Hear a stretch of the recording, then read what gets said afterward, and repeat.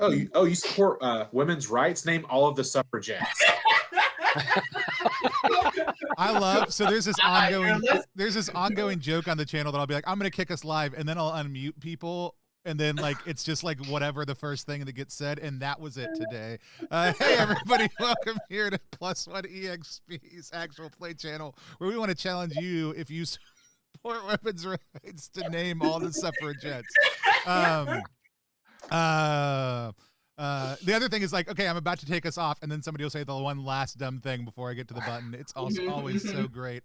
Here on Plus One EXP, we're a small little brand that multi-classes in tabletop game design, beard and skincare alchemy, and the Bardic College of Content Creation. Our hope, our dream, our desire is that we could support indie game designers to help them find players who love their games, and help people out there who play indie games to help them find great games that they can fall in love with. Today, we are going to be playing Wanderhome, which is a no dice, no masters inspired RPG by Jay Dragon, who is joining us today.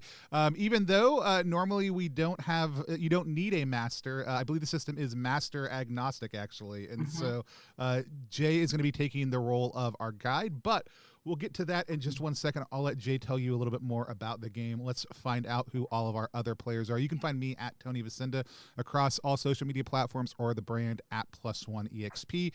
Go to plus1exp.com to find out more about all the different things that we do. But you didn't come here to hear about me. We're just going to kind of go across the top on my screen, which is also what the viewers out there can see. Markus, tell people who you are, what you do, and where they can find you online if you're so inclined. Okay, hey everybody. My name is Markus. I come from Sweden, and I've been playing RPGs since I was a little kid, which was a very long time ago. I'm 44 years old.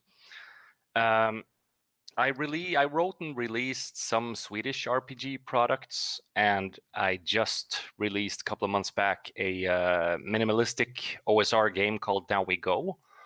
If you want to find that, you can look for Apes of Wrath on Drive-Thru RPG. And if you want to talk to me, you can hit me up on Facebook. That's where I am. I don't really have a social media presence, to be honest. My name is Markus Linderum. Yeah.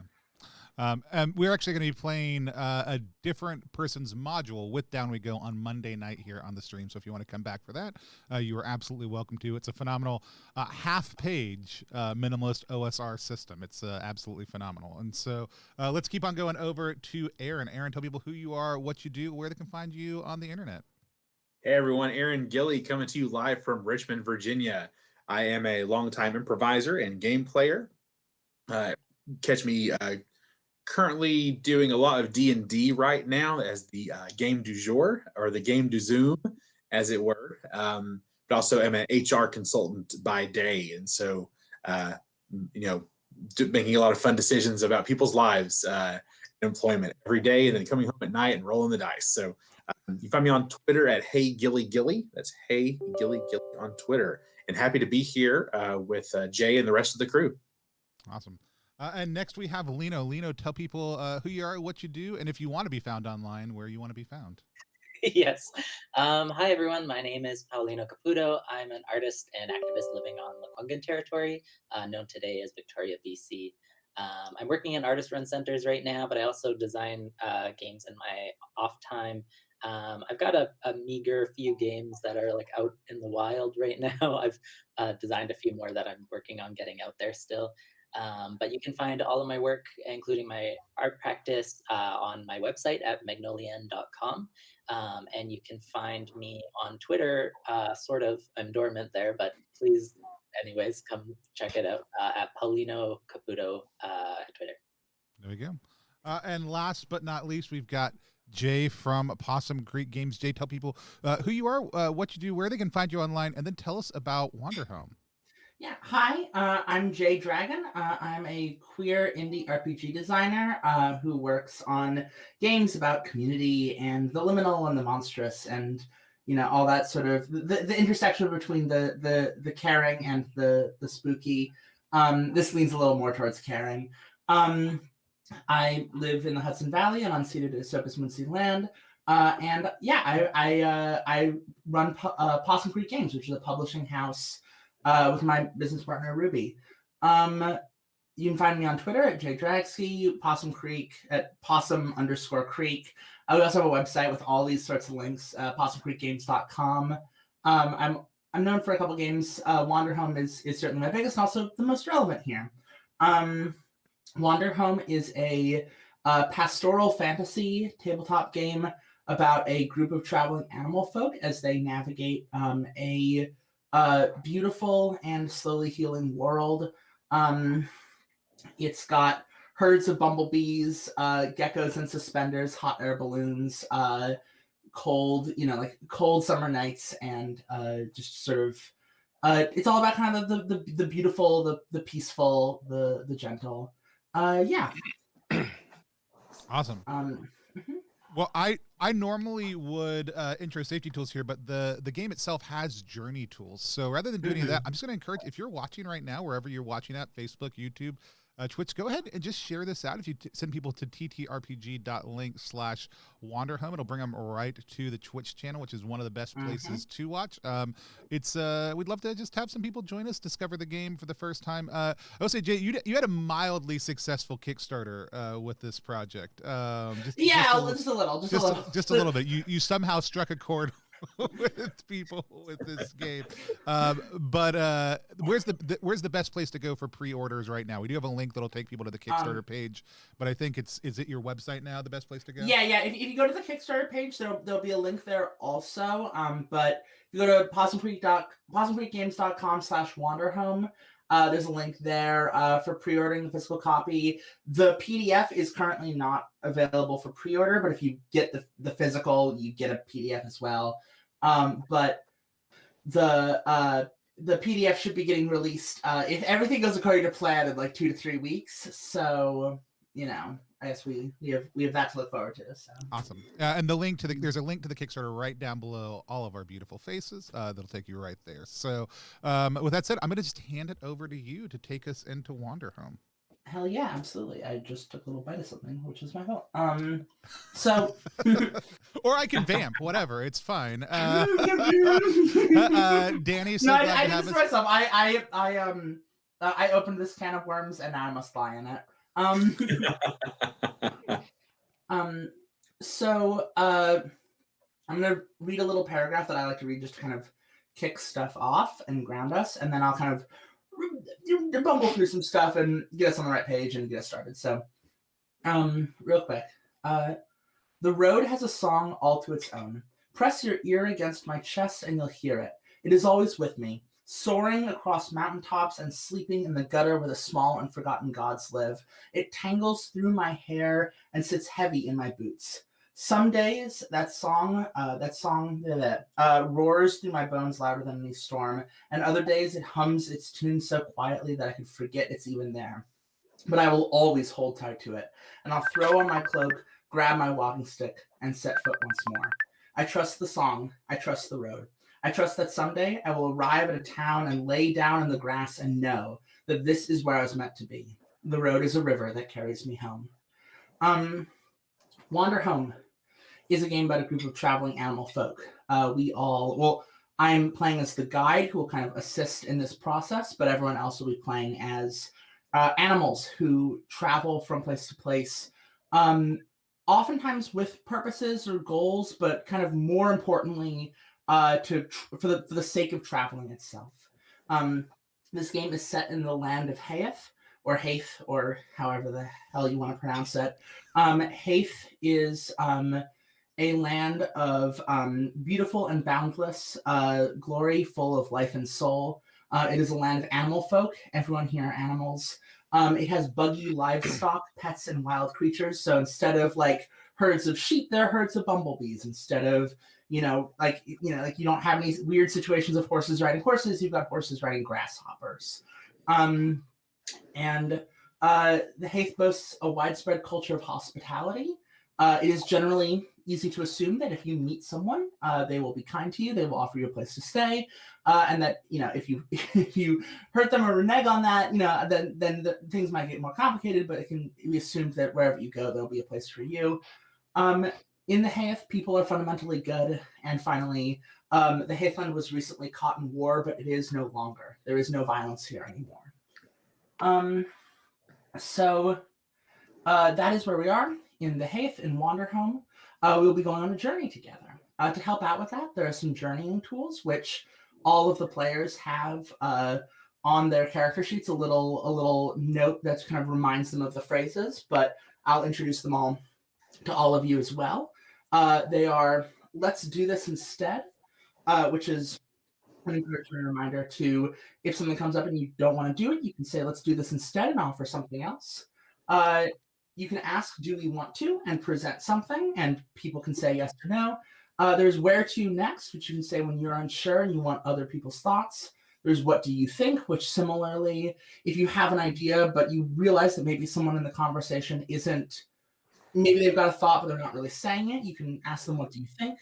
There's "Hold on," when you need us to pause or to stop or to hold on for any reason. You can always say no, and if push comes to shove, you step away. We also use other tools, but I think for our purposes, this toolkit will be solid. It's just sort of a good reminder that we can interject, and that as part of the conversation, we can use these phrases freely. So we're going to be playing Wanderhome together. There's a couple questions we want to go over as a group real quick, just to sort of set tone and intention and feel like we all know where we want to stand. So let's just real quickly, we can treat these questions as kind of just like a good conversation starter, just to kind of get us all on the same page. But do we want a more pastoral and upbeat journey, or a world that lingers more heavily on trauma and recovery? Where are we at? How do we feel? How do you feel? Don't worry about, how do you feel? Okay, that's right, you. I would prefer the first option, the more pastoral world. Yeah. Yeah. Yeah, I feel that. Yeah, I'm there for that too. Yeah. Do we want a more personal journey focused on mundane issues and quandaries, or do we want a more tangled journey filled with mysterious and magical forces? So that's kind of the question of, like, on the scale of like slice of life to like like floating islands, where do we want to land, I guess? You know what I mean? Yeah. I was thinking about that one a lot, because I do like the upbeat pastoral, but I also love the idea of forces of the world at work that we're encountering. So I think I'm leaning a little bit more towards Tangled, but probably like if Tangled is 10, maybe a 7 or 8. I feel that. I like that. Oh yeah, I like that a lot, Tony. Yep. There's a couple questions here about timing, which, this is a one shot. We've talked about this already. Do we want a guide? Yes. Hello. Is there anything else that might come up that we want to watch out for? Is there anything else we want to cover before we get started? I feel comfy. Right. Yeah, same. Yeah. Wonderful. Given the Perfect. themes of the game, this is not, I don't actually expect this to be an issue, but just for everybody out there watching, we do have a strong line on the channel against sexual violence, but I don't think that's a problem. And no, I still support saying it. Yeah. Yeah, for sure. So with that, let's get started and looking at playbooks. So I know before this, everyone picked out a playbook they were interested in.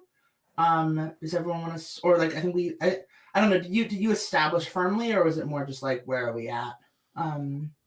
We went through and said who wants what playbooks, and then people tossed them out, and we figured out which ones we were doing. I don't know how much review anybody has done of their playbook even. That's fine. I don't expect you to have read them. I just want to make sure we're all on the same page. If everyone wants to scroll to their playbook and going around in the same order we introduced ourselves in, if you want to just read the first couple of sentences, like up through your Kara's X, Y, and Z. So I guess starting with Tony, if you want to read yours. Actually, I need to get the attention of a child real quickly, so I'm going to mute myself while I do that. All right, well, not and you. We'll have to Marcus and come to me last, please. All right, I'll start off. I will be playing a ragamuffin, and it says, run, scream, play, steal, and above all, live. You are alive. Your care is exuberant, honest, and naive. The Ragmuffin's secretly my favorite playbook. Don't tell the other 14, but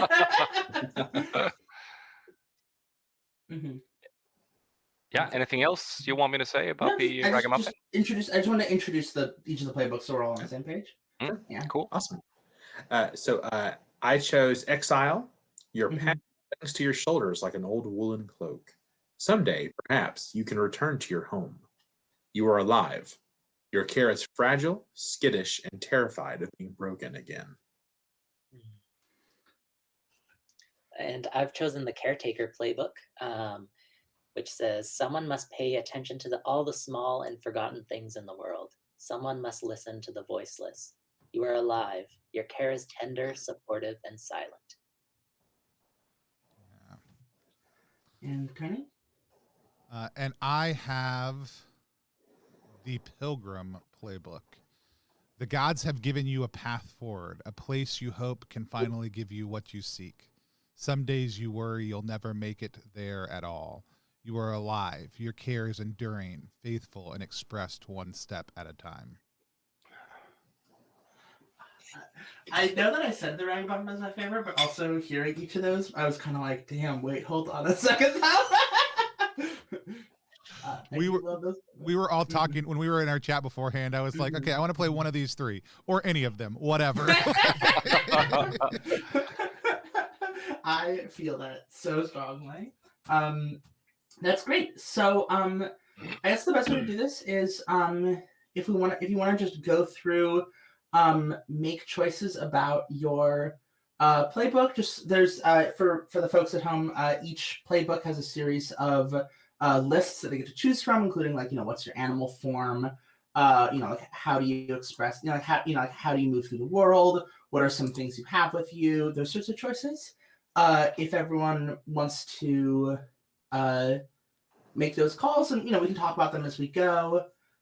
Just like feel free to make choices and tell people about them. I like it's always hard to like articulate, but in Dream Askew there's a really great instruction of like just like make choices and talk about them as you make them. And it's like oftentimes I think hard to like I feel like that's such an integral part of Belong Outside Belong, but it's also very hard to like quickly explain. So let's do that.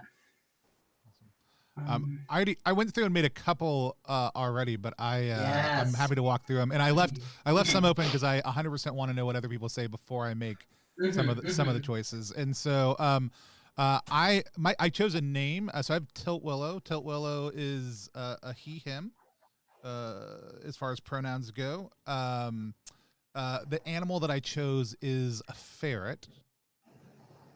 And I think I know it's not the next in order, but the 3 to 4 things I chose to describe my look were a weather-beaten hood, practical walking boots, a slightly inaccurate map of the area, and then a fundamental faith and confidence in the world are the 4 items I took that describe my look. And so, do we want to go around and talk through people's choices? Let's just kind of popcorn if that's okay. Yeah. I'd love to just kind of like if people like are making decisions, they're like excited about it or what have you. Love to hear. What was your name again, Tony? Tilt Willow. I should Willow. write these down. Okay. I should do my job. All right, I'll go next. I decided to be a little cute white and fluffy kitten. Aw.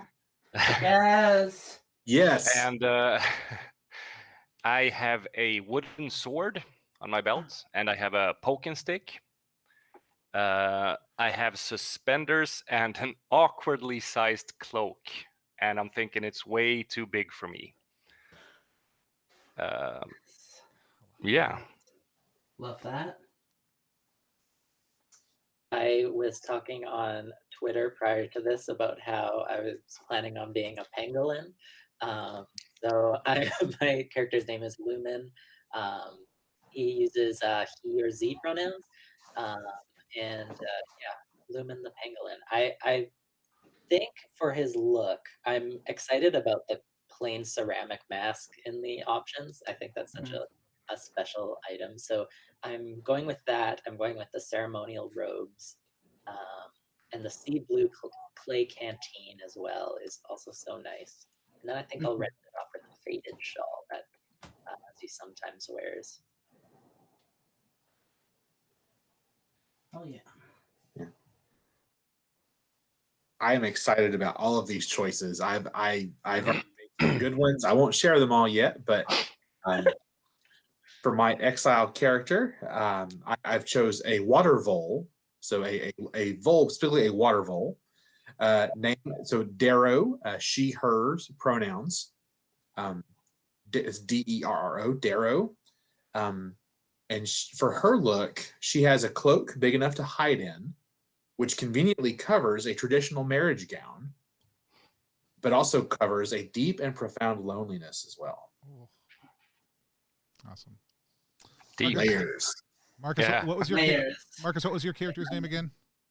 I forgot to say, but I was actually thinking about Willow as well, but I had to change it real quick. So I'm gonna call my kitten Moja, Moja, Moja.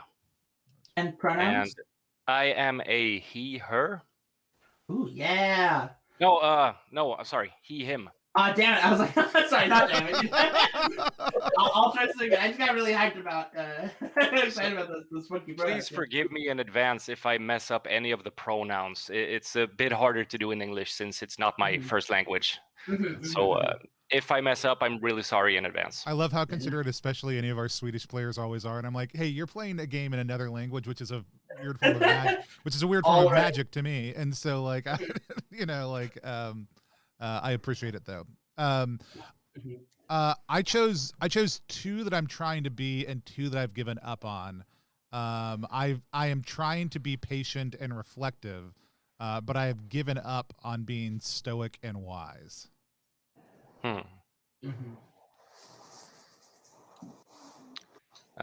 Okay, I am the two things I am respectful and friendly. And two things I refuse to be. I refuse to be scared, and I refuse to be a girl.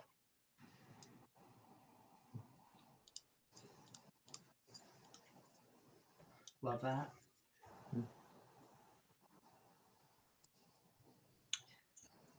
Okay, so I for my playbook, I choose two I value and two that I feel exhausting, or that feel exhausting to be. So I've chosen that I value being both reflective and organized. I think with maybe some more emphasis on the organized there. But as for the things that are exhausting for Lumen, it's exhausting being masculine and it's exhausting being expressive. I think that they're like pretty reserved and kind of like wanting to shy away from presentation in the world. A very reclusive person.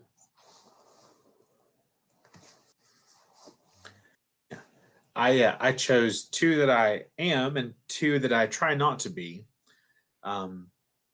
Darrow is pragmatic and damaged, and Darrow tries not to be explosive or jumpy. Awesome. Love that. For the pilgrim, I have a god or omen instructed me to pack my bags and travel somewhere very far from the land I call home.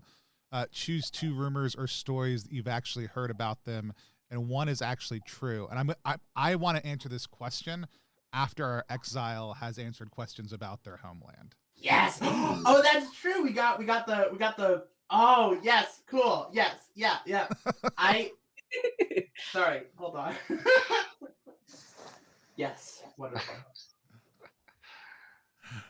So I'm going to kick it over to our exile to answer questions about their homeland. So, I had a place that I once called home. It's gone now. One true reason that I cannot return, I was banished because I betrayed the one that I love. It is the university. When I tell people what happened, I tell them that my people fled when it was destroyed by outside hands. However, I'm really worried that actually people fled as their civilization crumbled instead. Ooh. So I tell people it was external forces when I'm really worried that it was internal forces. What are the other two places for what that means? Can you say that again? It's a university, but what else? What else is it? It's a university. So it's a university. Mm-hmm. And the second one, when I tell people it was destroyed by outside hands, it is a graveyard. Mm-hmm. Mm-hmm. And then when people fled as their civilization crumbled, it is a ruin. Cool. Yes, absolutely. I love the thought of like a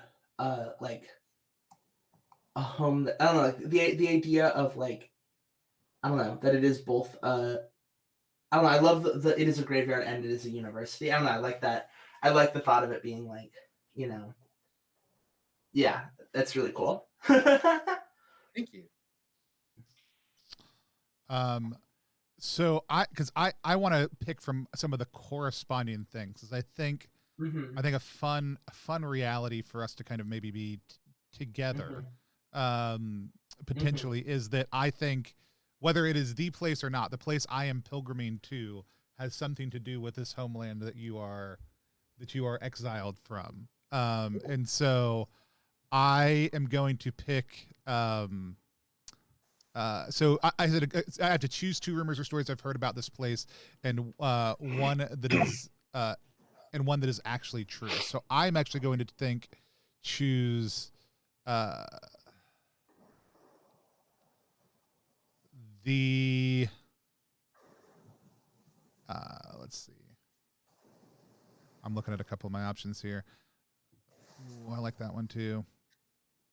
All right. I'm going to pick these ones.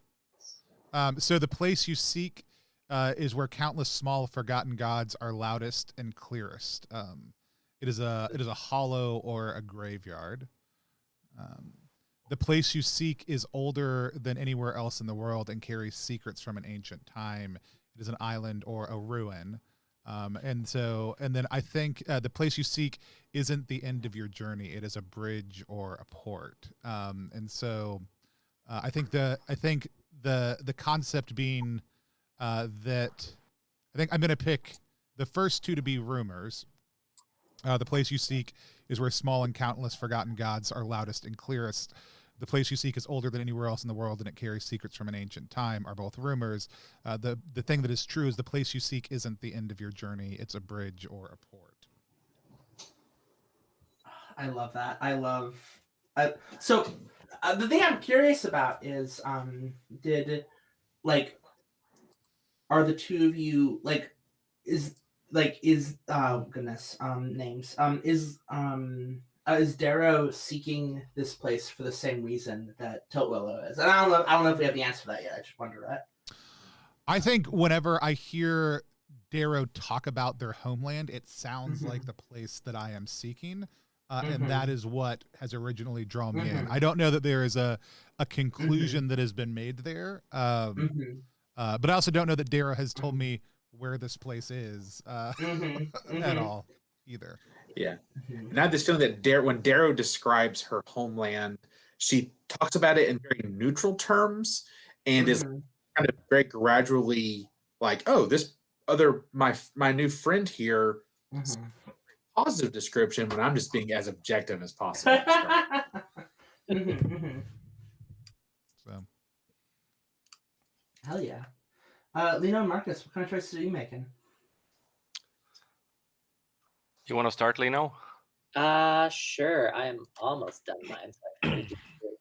So I'm in the process of choosing up to 5 friends that hide in the many shrines you carry with you. So I've chosen, these are all little gods, or most of them are gods anyways, but the ones I've chosen are all gods. I have Tok, who is a chalk god, and they are sturdy. I have Yacht, god of a child's first snow. They are chill and intertwined. I have Aya, a god of a misplaced kiss. They are caring. And what was the other one I had? Where did these go? Oh, Nadir, a god of a single shadow. They are invisible. Oh, pensive and invisible, actually. Hell yeah. Got your little god army. Could you, if you typed up your gods, can you send the list to me in the chat just so I have them too? Absolutely. Because that's the sort of thing that easy to lose track of. Oh yeah. Mm-hmm. Marcus, what kind of choices Yep. you make? Okay, I have a list of life lessons here, and I chose 2 that I've been taught and 2 I have rejected. And I rejected the life lessons. Let's see what I put down. Yeah, your parents made you who you are now. That's a life lesson I rejected. And you can't stop the world from hurting you. Mm-hmm. And the life lessons I've been taught are kindness is stronger than anything else, and it's better to give a gift than to receive. So I'm just a happy-go, very optimistic type of person, I guess. Mm-hmm. Yeah. Wonderful. Yes. Thank you, Lino. You're welcome. And so what sort of objects are people carrying with them? Or I guess what's your choice for the second set? I have to choose a sign of faith. Tell the table why you believe it'll never lead you astray. So I have a book of poetry with passages so powerful that their very existence is a miracle. Which when I was picking the look, there was like a leather-bound book of poetry was an option, and I was going back and forth on picking it. Then I saw this further down, and I was like, oh, that makes things easier. Why I believe it'll never lead me astray. I think I found this book of poetry at a point in time where I was lost and didn't have direction in life. And I was, I actually think I like the idea of maybe it being like in my mind, it's left behind by somebody. Like I was at, a restaurant, and somebody, like I saw somebody get up to leave the table, then look down, and this book was there, and went to go run after them, but couldn't find them, and opened it up and started reading it through it, and it's given me direction, and that it, I think has led me to a couple of major kind of points in my life, and maybe one of them was encountering Darrow specifically, which is again just like for me kind of these times like I'll read a verse, it'll make me decide to head a certain direction, and then something important or that feels significant to my character will happen there, and so it feels like these verses are always leading me forward and somewhat prophetic. I love the thought of the if Darrow's from that university, and the idea of like a I don't know, I like the poetry being from that space, it's if the place you're from is a place of learning, the idea of this poetry kind of being the culmination of that is I don't know, yeah I really like that. Well, and I think also in Totwillow's mind, this, I'm still kind of also just looking for the person I'm returning this to. It's it is a book of poetry that I just have for a little while. And though I it's probably my most valued possession, I don't actually properly even consider it to be mine. Yeah, absolutely. What about other folks? I openly carry around the let's see what it's called, the Ring of 99 Vengeful Demons, the greatest treasure of the King of the Floating Mountain. That's the most Swedish pull on any table you could have made. I feel like. What was that? I said that's the most Swedish OSR pull you could have gotten on any of these tables, also too. Yeah. Love to have a little kitten who just briefly wandered over to a different module and stole from the random table there. And I also secretly, tell the table about them, it says. I secretly carry with me a dragon's egg. Yeah. Love that. And I'm not sure why just yet, but yeah, I guess I'll find out during the journey. Yeah. Hell yeah. Because sometimes I you like just this gotta idea have of a dragon egg. a kid. I like this idea, Marcus, of like a kitten that's also into eldritch horror. Is that good? I'm curious about, and I wonder, Marcus, where did you find the ring? Because you have it. I just wonder where did you get it from? Where did I get it from? Yeah, I'm thinking I'm way too small and weak to have like conquered it in battle in some. Definitely. Maybe some stranger just gave it to me. He had no idea what it was, and yeah, I guess I helped out with something, and this was my payment. Yeah. So I'm not sure what it does either. I love the thought of you just like, I don't know, like hanging out around town, helping out folks, like trying to get some pennies or whatever, and then someone was just like, like, thank you so much for like helping me find a place to stay for the night. Here's a couple tchotchkes I got lying around, and one of them's just like this cool ring, and you're like, oh, neat. Yeah. Just little Frodo moments. Yeah, exactly. So Darrow has an ancient violin that you once spent hours practicing as a kid while waiting for your mother to come back. Which I love this idea of like coming from the university and having from being a small child being asked to hone a skill repeatedly.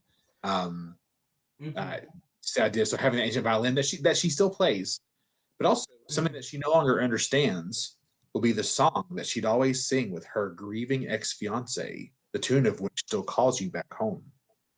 So there's this lingering tune that I think because of this traumatic separation is now lost the ability to comprehend what it actually is. That trauma has created a crease in the memory of this thing.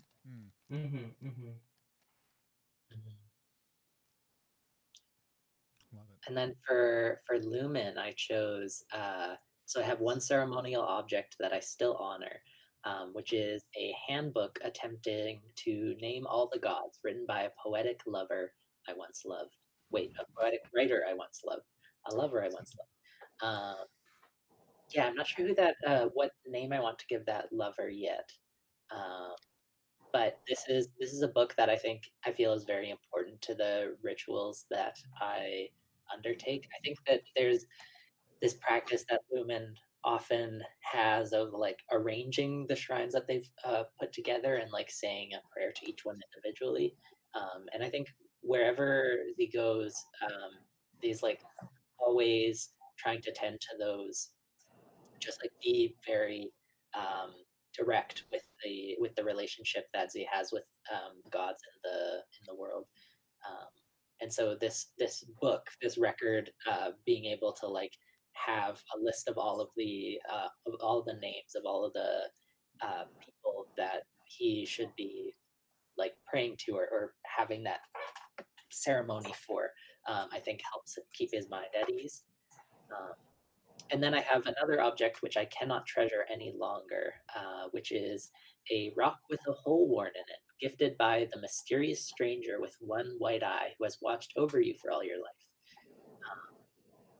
So I think when Lumen was very young, this stranger entered their life for just a brief moment and had gifted them with this rock. And well, the stranger told them to keep it safe. And so he's keeping this rock, sort of like understanding that there's an importance to it, but over the years has kind of become resentful of it, as he continues to spot the stranger off in the distance, never quite coming close to Lumen, never having that conversation again. This is sort of like a bit of change almost that's like burning a hole in his pocket in a way. It's just weighing him down and he doesn't know what to do with it, what that importance is. And I think he's sort of hit his limit maybe with it. Do you think it's the same stranger who gave Marcus the ring? Maybe. Maybe. Who knows? Interesting. Can I pitch? What if it was also the same stranger, maybe, that left a book behind?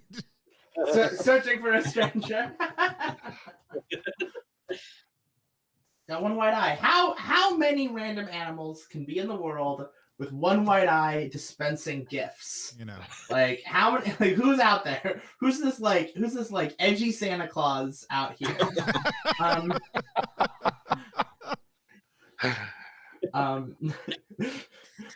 Let's do questions. So if we want to just go around, I think I think again same order probably, right? Like Tony, Marcus, Aaron, Lino, and then Lino can ask Tony a question, and then we can like spring back around. Yeah. So that way everyone asks 2 questions, and Yeah. Tony, if you want to think about first. I think the first question I want to ask is, what is it about you, Moja, that makes me comfortable telling you my doubts? Because I'm really forgetful.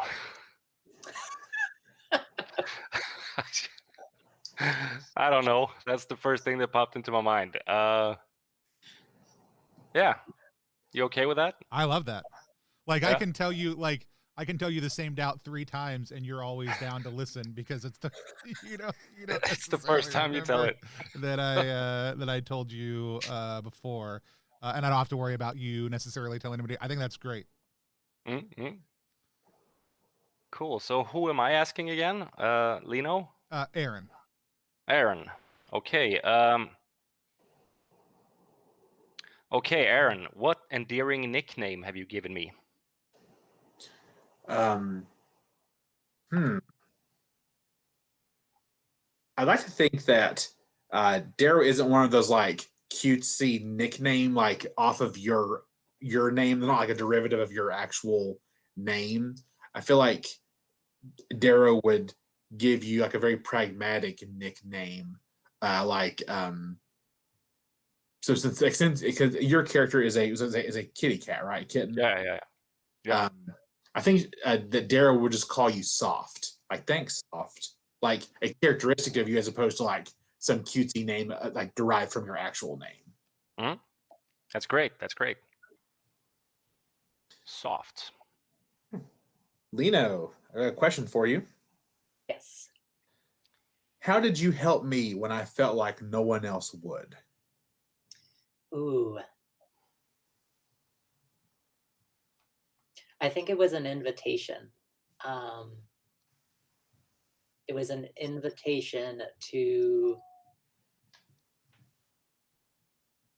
spend time with me in like a really long and caring way. I think specifically of I've been thinking about vigils a little bit lately, but the idea of like inviting you to join me for a vigil one night as I'm tending to the shrines, and I just listened to you, and I think that was what you needed in that moment. Thank you. That's beautiful. And Tilt Willow, what do you know about the world that I don't? Ooh. What do I know about the world that you don't? I really like this because I don't have an answer yet. This is me vamping for time also, but I tell you why I like this. Because I'm already struck by the juxtaposition that my character is on a pilgrimage while you're this character who carries around small shrines that are literally filled with gods. And so,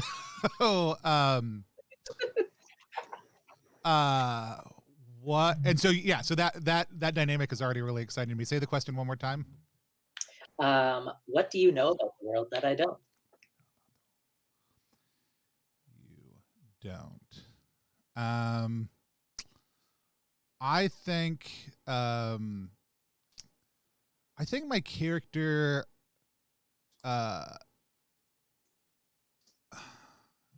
tell me a little bit more about the nature of your character. Like, do you see your character like as, tell me your look one more time. Do you see your character as like somber, serious? What's your tone? I guess I'm. Oh yeah, for sure. So yeah, Lumen, he's a pangolin, so that's important too. The most important thing. Yeah, he wears ceremonial robes, carries a sea blue clay canteen. He has, I think most important is the plain ceramic mask, which I imagine like covers his eyes and his whole face, and would traditionally be not something that you'd be able to see out of. And he just has that kind of he does have a solemnity about him, not in a way that's like super serious necessarily, but just that I described him as like he finds it exhaustive to be expressive and to be out in the world, and so he's just like really comfortable being just a wallflower in a way. Yeah. I want to name this. I'm gonna say what I'm thinking, and then maybe let's finesse it a little bit, because I don't want it to be my character constantly pushing your character to not be themselves. But I think my character has learned that a large part of devotion is actually just being comfortable with who you are. I think is the essential thing that I want to communicate. Now, how that interacts with, I think, like the concept of like your character being behind a mask, being more comfortable withdrawn. Like I don't think this is about pushing your character out into like the center of things, though it may manifest that way in some like tensionous times. But I think the concept of my character having gone through this point of trying to be like stoic and reserved, and learning that like laughter and food and the goodness of just being are like just a transcendental part of like engaging more deeply in the spiritual life, would be a cool thing for me to be trying to communicate to your character and them not know. Do you have anything you want to, do you any way you want to spin that or feel that, or does that make sense? No, that totally makes sense, and I think that works really well, especially since we do have these like polarities of expression here. Like I think that Lumen probably, I think something about having expressiveness and being exhausting is interesting, because it shows that like Lumen is almost like trying to be expressive, or trying to be that way, despite all of this like reserved habits that he has. So I think that Tilwillow's like acceptance of their own exuberance is probably something that they could learn, but just like the acceptance of their own reservedness. Yeah. That's what I think I'm trying to get at. Like it's like you being exhausted or you being reserved are actually expressions, and they're totally fine expressions, and that's okay. Yeah, I love that. Okay. And then I think we're bouncing back in the other direction. So, Lino, you're gonna ask. You want to? Yeah, if you want to ask Lino a question, unless that's what just happened and I completely failed. Lino asked me a question, and then we maybe had the longest answer to a question that ever happened before. I have seen longer, but don't worry. Yeah, if you want to ask Lino a question, then we just like bounce back around. Cool. So I'll Lino, then my question, I think that I had for that is that I was excited to ask that direction was that was does my faith still fill your heart with hope? Yes, it does. It does. I think that the nice thing about having so many of these small and forgotten gods is that in a way it's a testament to the different ways that we can practice faith and ritual. And so I think that Tiltwillow's just like glow is really enlightening. Awesome.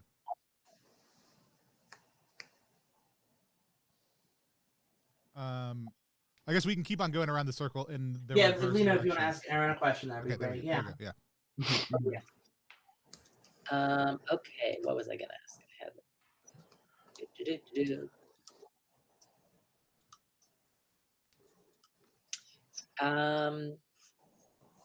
What is something I knew about you that I had no right to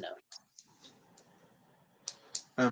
I think that when we first encountered one another, the way I was standing or sitting showed more of my marriage gown that I had on. And I normally keep this big cloak enough to hide in on me at all times, but you saw the marriage gown and quickly deduced that, for lack of a better word, I was a runaway bride or some sort of supposed to be getting married but didn't figure. And you deduced that very quickly based on like my demeanor and behavior and this gown. Mm-hmm. I love that. Mm-hmm.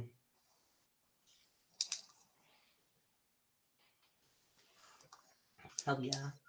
I love that. Aaron, Now, Marcus question? okay, Marcus. So for Moja, Mhm. let's see here. How old were you when you traveled to my home? Oh. Ooh. I'm thinking I was pretty young. That's Mhm. like maybe the first stop since I left home, my parents' home. Um, Mhm. and I left at a very young age. I was still a teenager. Mhm. I don't know, like in human years, 16 years old. Mhm. Mhm. Yeah, very cool. Thank you. Oh, yeah. Mhm. Nice. All right, so Tony, Tilt. What do I do that really, truly next level gets on your nerves? What do you do that really truly gets on my nerves? It's that poking stick. Like I mean in and of itself it is it's by its very name and its very nature, the stick must poke for it to be a poking stick. Yep. I actually don't know that it bothers me that you have it so much as the way that you will use it at inopportune times.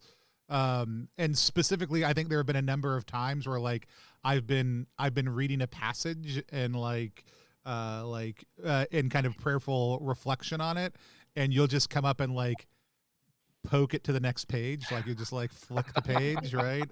Or there'll be time like it's like whenever we decide, hey, we're gonna do this thing, your character is down with that, except for I just gotta poke. It's like just one thing before we do that. Like and so I think that's the thing that gets on my nerves. Yeah. Great. That's awesome. Great. I love that. Great. Let's take 5 minutes real quick. Drink some water. Catch your breaths. While y'all were talking about questions, I took a moment and figured out the place that we will be arriving in. I rolled some dice and ended up some good thematic stuff. So let's take 5, and then when we come back, we can touch base and get started. Does that sound good?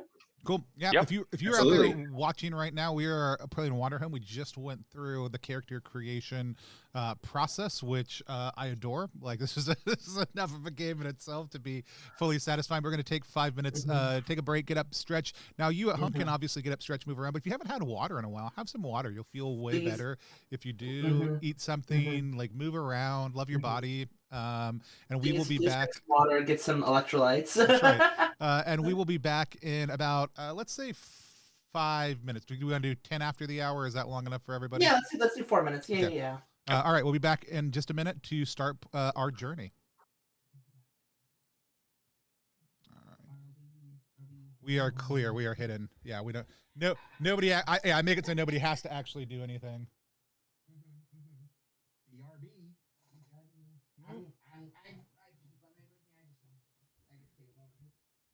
Stretch, right? Yeah, stretch. Yep. One of these days, I'll figure out like the optimal lying on my futon while also.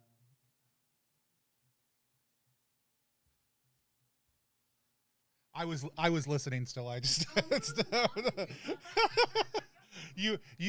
I had stopped because you were still talking. I was like, oh, I stepped off, but now yeah, you'll find the optimal line in your futon. The optimal line on my futon will also be on live stream combo because it's like you can't just like be in bed under the covers while on a live stream. No, ideally you'd be able to. That's like they need somebody to do like they've done the backgrounds, the foreground, where it's like just my face. It looks like I'm doing really productive things, but I'm just under the. I'm in my slinket, just hanging out. Please deep fake me. Like I hate deep fakes, but deep fake me onto like a streamer. Like, you know, that's all I want.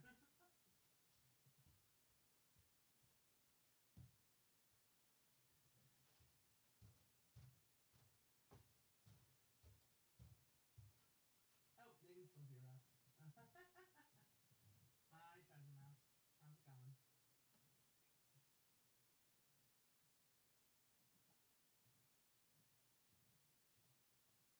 Sorry, were you talking to me? Oh no. Chat can still hear us, so Ah, I'm saying hi to the person in chat who pointed it out. I only just realized it.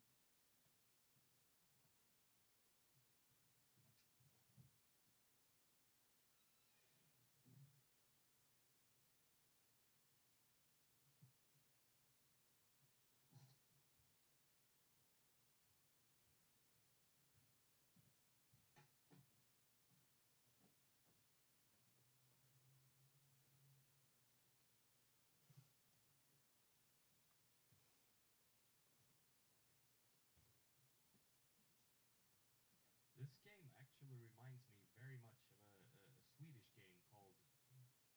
I think there's an English translation like Wind Soul or something. Ooh. Have you heard about that? No, I haven't.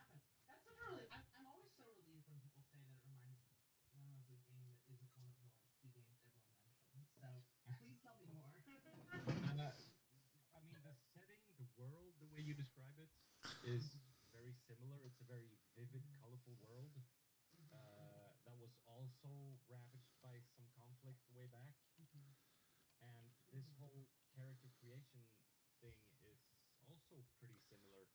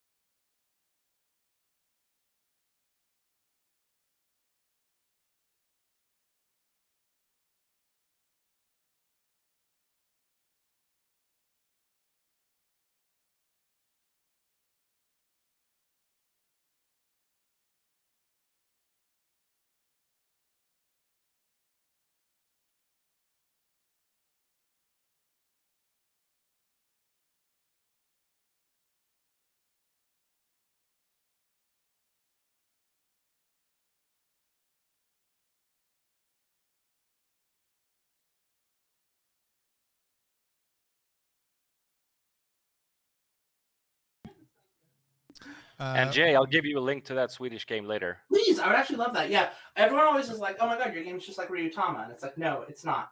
So anytime someone's like, "Your game reminds me of a game that's not Ryutama," I'm like, So right now in the chat, let Jay know what games you think Wanderhome is like if you're watching right now that aren't. Ryutama. Yeah, and so Golden Sky Stories. Yeah. Yeah, and so no, we just finished character creation here for Wanderhome. We took a couple minutes, made some notes, drank some water, did all the biological stretching and breaks that we needed to, and now we're gonna hop back into the world. If you are watching right now, you can check out the Kickstarter for Wanderhome, which will also link you out to the Possum Creek game page. If you want to take a look at the game or pick up a copy for yourself, if you aren't one of the, you know, thousands of people who already ordered a copy. I was so right before we went live. This is not to put Jay on the spot. It's a phenomenal thing that I love seeing. We were talking about how old everybody was, and I was like, oh, thank goodness that as the youngest person on stream, Jay has already knocked out, like, you know, a phenomenally successful Kickstarter that dwarfs the work that any of the rest of us have done. It's fine. Let's go ahead and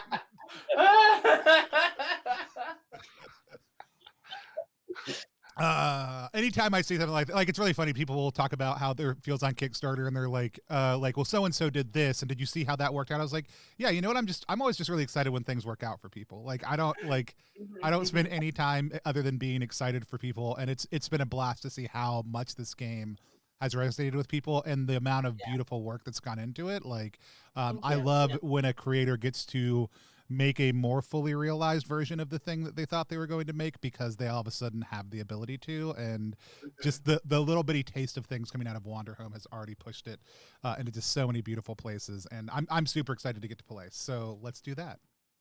Yeah, hell yeah. Thank you so much.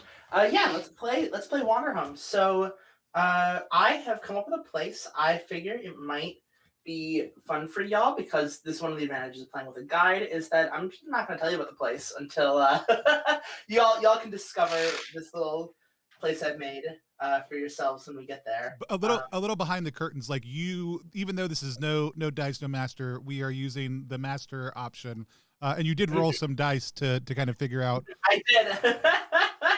I know. I games no dice, no masters. It's the tokens. And actually, that was maybe a good moment to just briefly note the tokens so that all of you know what's going on.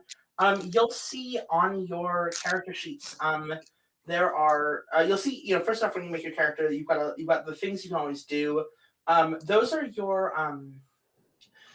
The things you can always do are almost like your, like, it's kind of like if you don't know what else to do, you can always fall back on those. It's kind of your toolkit of, like, if you don't know what else to do, you can always fall back on those. One of those is a way of giving other people tokens. Tokens are kind of the meta currency that makes the game just go beyond just being literally freeform role playing. You can get tokens by doing a set of things that push you outside of your comfort zone or your character's comfort zone. You can see those on your character sheet. They might include helping other people without getting anything in return, or they might, like, involve, you know, like listening or witnessing things and, like, describing them. And then you can also get those tokens, like, from other people. And then, or, you know, I might be able to hand out tokens. And then you can spend those tokens in order to kind of make assertive declarations about certain things. Like, maybe able to, like, you know, like, tackle someone's problem, or, like, give someone the chance to, like, grow in a certain way, or, like, kind of do stuff that, like, is kind of like a major beat moment. The way I like to explain tokens is that they are kind of, in general, like, kind of the rhythm or the punctuation of the game. If you find yourself doing things that maybe, like, fall under a token, but, like, you don't have any tokens, that's okay, go with it. But tokens kind of serve as a really useful, just, like, you know, like, if you want to, like, they're kind of a way of adding, like, a little bit of rhythm, a little bit of, like, a backbeat behind the things you're doing. Yeah, and then also, you know, don't forget your journeying tools. You have access to those. There are 4 questions I want to ask, and then we can get started. I know you'd ask those questions. Would it be helpful for us to know what the things our playbooks can always do are for each other? Is that a helpful thing? I don't think so. I mean, I think you can, you know, like, yeah, they'll. That's fine. I was just curious. Yeah, for sure. I think just, you know, like, they come up. Note also that some of them involve asking or saying stuff. Like, I believe, oh goodness, actually, I was about to just reference one off my head, but I don't have it memorized. I think, like, the Ragamuffin might have, like, ask, do you want to see something really cool?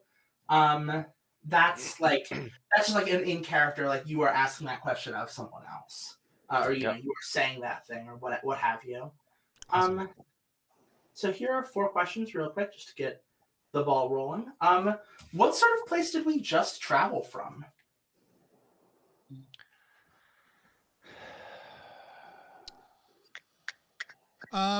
Let's say I think somewhere cold would be interesting. Are you guys y'all down with that? Mm-hmm. Maybe from the mountains, because this place is a foothill. It's in the foothills, so maybe you're coming down from the mountains. I love that. Yeah. And maybe where we left from in the mountains was a place where it was mountainous yet populous. Like there were, wherever it was, there were more people than where we're going to. Like a great, like a great mountain city. Yeah, I was gonna say like kind of maybe like a big, maybe a city carved, like carved from like a dormant volcano, like that kind of like sulfur, sort of like hot spring city that was kind of one of the last outposts of like populated areas before you kind of end up in this vast stretch of kind of smaller rural communities. I love the idea of maybe like it's super cold at the top and on the outside, but then as you go further and further in, it's hotter and warmer, and to the point of being like unbearable. Down in the caldera. Yeah. Just accidentally creating more cool places, like as we hear. I know we're not going there, but that place sounds dope. Do we feel our journey has been long? I think so. At least I know Lumen does. It's I don't know how long we've traveled necessarily, and I don't even know if we need a specific. But just like I think that we know each other in a way that you can't get from like a week or so together. That we've known each other for maybe a few months. I like that. Yeah. Is there somewhere that we hope to go?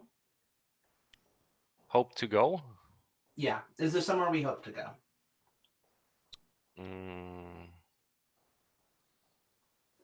I would say not for my character. The answer is an abstract yes and a specific no. Right? Like, so I think I would just kick that to somebody else. Aaron, do you have thoughts on that? I'd like to think that, and this is like Darrow, like selfishly thinking, I hope this happens for me, but kind of more outwardly trying to manifest it for the group, is a place where there is, it's less populous, but also fewer chances to meet the people where we're all from. Like, I don't want to go someplace where we can reinvent ourselves, maybe a place where there's more freedom to exist. Oh, I like that idea. Yeah. That sounds great for Moja as well. Hell yeah. And then finally, this last question, don't answer it out loud, instead answer it silently, but everyone in turn, just sort of think to yourselves, what is my home? All right. Yeah. So, you left the mountain hot spring city shortly after New Year's. Like it was that week of New Year's. It was the coldest months of the year. You kind of were able to hunker down up there. And just as the first thaw broke, and the New Year's ended, the gate out of the city, the gates opened up, and you were able to, say your goodbyes and head down into the foothills outside the city. Out here, it is still rocky. You are still in the mountains. Ahead of you, you can see these vast, sort of floodplains. But you're still, at least a few days travel away from them. And here, the air is that kind of rich smell you get when sort of like deep underground minerals and fresh water and like a little bit of sulfur, but like almost like a touch of it kind of combined together to form kind of like, it's not that the air smells bad, it's just the air smells like very full, like it kind of lingers with you as you head down the mountains. The ground is grassy, patchy. There are a few smaller, like the first butterflies of the new year kind of hop along rocks, kind of avoiding the last little bits of melting snow from the colder season. It is getting to be, you've been traveling down the mountain for the better part of the day. It isn't that far, but the path is winding, certainly. And you see, kind of nestled among two rocky hills, you see what looks like a village. What do you do? What are you up to? How do you walk? How do you travel? I think Lumen, I described him having that worn shawl. I think it's wrapped tight around his shoulders, maybe like tied close to his neck, and all around his waist, you can see like the small shrines connected to his belt, and they're sort of like jingling as he's walking along. And I think when we pressed over this hill and like view the place down below, there's just like a moment of like breath, of intaking the air, of feeling that fullness, of just like watching the small town below us. Oh yeah. Yeah, I think for Tilt Willow has been, walking up to the, like, as we've like passed, like kind of overhangs. Tilt Willow has been like walking up towards the edge, looking down at kind of the depths below, and had seen maybe the village off in the distance a little bit ahead, or at least the hints of the settlement. Maybe has known this moment is coming, but I don't think said anything to the group about it. We see Tilt Willow's hood thrown back, their soft ferret features, kind of grinning at this kind of pastoral scene down below us. And I think we hear his stomach rumble a little bit because it's been a long day of kind of journey. He's been kind of like chatting to himself, or as he is kind of passing anybody by, picking up conversations with them back and forth. And so if there's anybody next to him, he'll be in conversation with them, but otherwise he'll just be kind of talking quietly to himself as he goes. I think Moja is walking next to Tilt Willow, and when I hear your stomach rumbling, I start poking it with my stick. And I immediately, well, you're hungry. I can hear. Are you not hungry? Well, of course, but my stomach doesn't sound like that.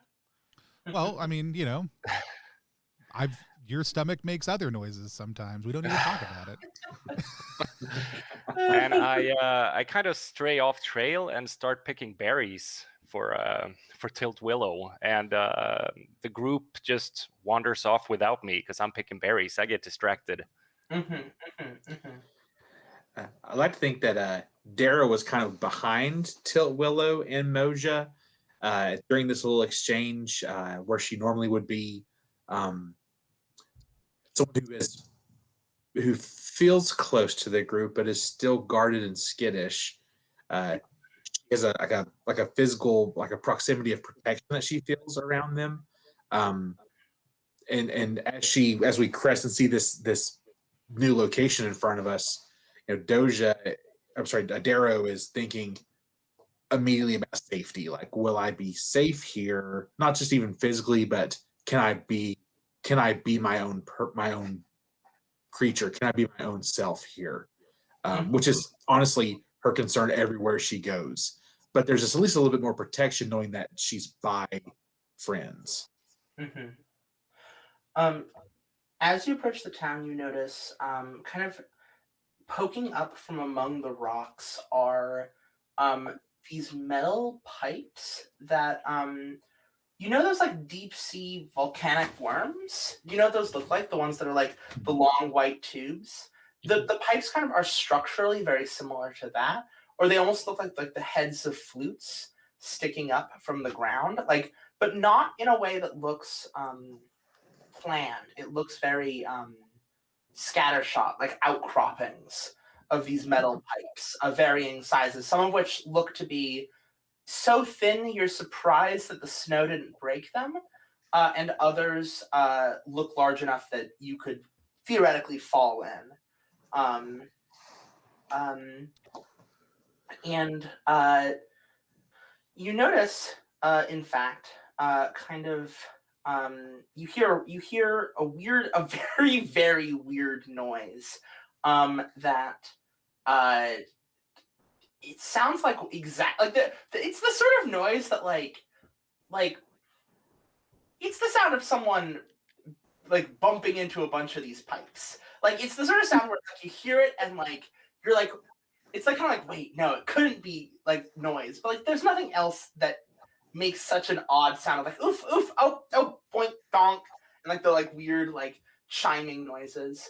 And you notice right by you, like kind of in the gutter off the side of the little worn path, there's a kid, maybe like 8 or 9, who is kind of like banging her way through the pipes, trying like not like out of them, but like kind of trying to like dig around in them, root around in them to try and find. Like looks like maybe she's trying to find something.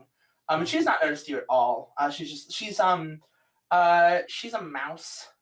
She's got she's just like a mouse child in like a gray smock, banging around on the pipes, kind of looking for something.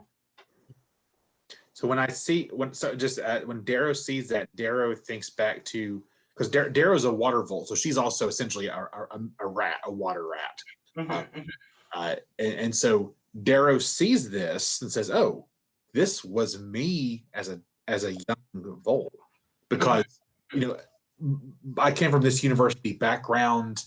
Part of the reason why I've been banished is that I liked all things that were like mechanical or geological. Like I had a true interest in natural design of things. And then so I think to this was me when I was in my home. This is who I was when I was being in my formative years, and now I'm in another creature.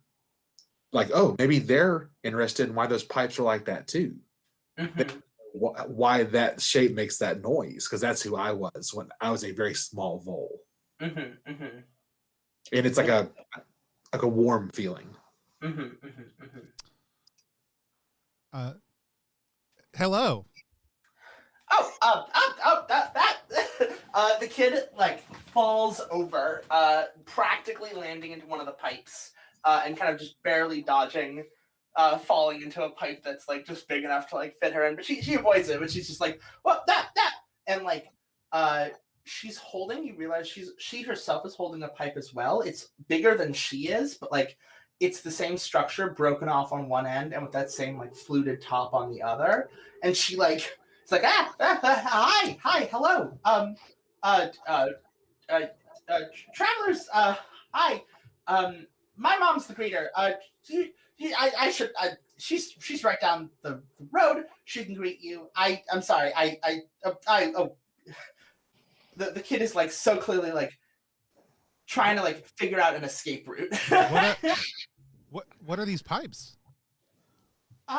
They're just they're prayer pipes. They're just they're prayer pipes. Oh. Do you not have them where you're from? I've never seen anything like it before, but I'm sure that we have things where I'm from that you've never seen before either. I haven't seen a lot of things, but maybe you've seen something. And the kid like hops up onto one of the pipes and like not using the pipe as a weapon, but like kind of a little bit more akin to the poking stick. And it's just like, have you seen a crawdad anywhere? A what? A crawdad. It's yay big. Name's Nelly. Nelly. No, sorry, we haven't. No. It's okay. You're the first friend we've seen in quite some time. Well, nice to meet you. Kid kind of stands there for a moment. He says, what's her name? My name's Gretel. Nice to meet you. If you see a crawdad, can you just make sure that she gets back to the village, okay? And she's gonna pause for a moment. She's like, "You're not gonna tell my mom I was out here, right?" Your secret's safe with us. Yeah. Yeah. Tell her what? You're not supposed to touch the pipes. Yeah. Did you say they're prayer pipes? What are you supposed to do with them? Well, it's really simple. If you if you have a thought that if you've got a thought about, like, if you've got one of those cloud thoughts, you're just supposed to take the cloud thought and you put it in the prayer pipe, and then it becomes part of the clouds. It's really simple. I do it right now. I don't have any cloud thoughts, but I do it right now if I could. Okay. All right. Cloud thoughts. The kid nods. The kid feels so like you can tell that Gretel is like trying to dumb things, like not dumb things down, but just like that. It's like she's like, they're outsiders. They're not gonna understand the cloud thoughts of the prayer pipes. So I gotta like explain this as like simply and clearly as possible, and saying something completely that just doesn't make any goddamn sense. 100% not understanding. Toadwell is gonna walk up to one of these pipes, and I'm trying to think what Tiltwillow would think a cloud thought was. I think that Tiltwillow will basically essentially do two things. One, literally think about clouds for a little bit. Like when I say a little bit, I mean that internal little bit, which is actually like 2 seconds externally. And then whenever the first kind of significant distracting thought enters into Tiltwillow's mind, Tiltwillow will take that thought and try to leave it in the prayer pipe. Yeah, you that's exactly what you do. For everyone else who is not Tiltwillow, you see Tiltwillow stand by the pipe for a little bit. And then that's maybe you did something. I think Lumen comes up to Tiltwillow and rests his hand on their back. How did it feel? I'm pretty good. Do you want to get a token? I feel like you took a moment to rest. Sure. I think I was going for leaving an offering to a smaller forgotten god. That's even more accurate. I was gonna say that. I felt like I was worried I would almost like give away the ghost too quickly, but yes, that is exactly what you just did. Well, here's the thing. For Tiltwillow, it's like, oh, this is a prayer thing. Like I'm on a very generalized pilgrimage, so I'm 100% doing whatever this prayer thing is, and so yeah. Cool. Yeah. So it I felt pretty good. I'm I still want to eat, but I'm not as hungry anymore, and that's kind of nice. It feels like there's a little bit of there's a little bit of clarity in your mind. Like it's a little easier to focus. Yeah. Like I'm not like before I was hungry and it was kind of distracting. Now I'm hungry, but it's fine. Mm-hmm. And I think very coincidentally, just kind of tie it all together. As you know, it feels almost like coincidence, but as you think that the wind, kind of a little bit of the wind blows down from the mountains and catches the tops of the various fluted pipes and creates a sound of like a little like a whistle, I'd say. Or like a little like ooh, like that kind of like a bunch of different tones that harmonize, even if some of them are a little out of tune. It's still kind of this like sound that kind of you can hear it carry down into the valley, like through the town, and then like you hear the sound kind of continue out into the valley, into the like down the foothills. How many of these tubes are there approximately? Well, Are we talking hundreds of them, or? are you asking me or Gretel? No, I'm asking you. Okay, I'd say from your perspective, it looks like there's at least hundreds. Cool. Yeah, it doesn't look like there's that many of the large ones, but there's certainly there's at the very least a lot of small ones. Like there's easily hundreds of the smaller ones, but like you know. So I think that there is, as this wind blows through, I was imagining the shrine to Guile, who's the god of Gatling winds that I was almost imagining it almost flute-like as well, where it's like this wooden instrument in a way, sort of like curved on the ends, and has like carvings around the center, and then like this hole through the middle, and some type of wood totem. And I think that there's sort of like this sound that goes through it and tells me that there's a kind of magic here. I think Guile is going to make a vague and unclear reference to something that hasn't happened yet.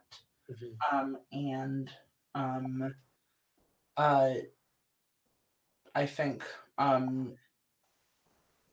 Guile. I think you can feel Guile. Like, is Guile like on your back? Like is that a backpack sort of situation, right? Or all the shrines are around my belt, but I think that I mean, I just want to make sure because I wasn't. Oh yeah.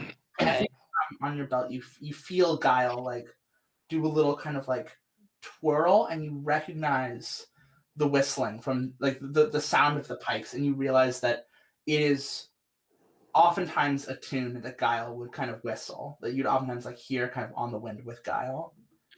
So it is a familiar sound. Yeah. Awesome. Moja, do you wanna lead the way into the village? Yeah, of course. Then you can take a token. Oh, token. One token took. Yeah. So as Moja leads the group into the village, I take out my violin and play along with the harmonics that the wind has created among these prayer tubes. And so it's like just like the lowest like bass note versions of that. She's like playing along with it, like harmonizing with the harmonics from the prayer pipes. You in that moment you realize that a lot of them are out of tune. It is perhaps very hard to keep metal tuned when it is sitting covered in snow for several months. When you arrive at the entrance to the village, the entrance to the village is there's no walls. The village is unguarded, and except for like a very small stone wall that kind of like one of those like handmade stone walls that's kind of like runs around the very edge. But there is a large wooden gate, and you can see that there's a couple of there's a couple of pigeons who are in the process of repainting the gate. Like kind of just like they've got a bucket of bright yellow paint, and they're kind of like climbing up there and like putting it back on over the faded wood. And there is there's another mouse who's clearly a fair bit older, maybe in her early 40s, and she is sitting on a rock, wearing an identical gray smock, as are the rabbits. As are the pigeons. And she looks up when you approach, and she's like, travelers, are you heading into the mountains or heading away? Greetings.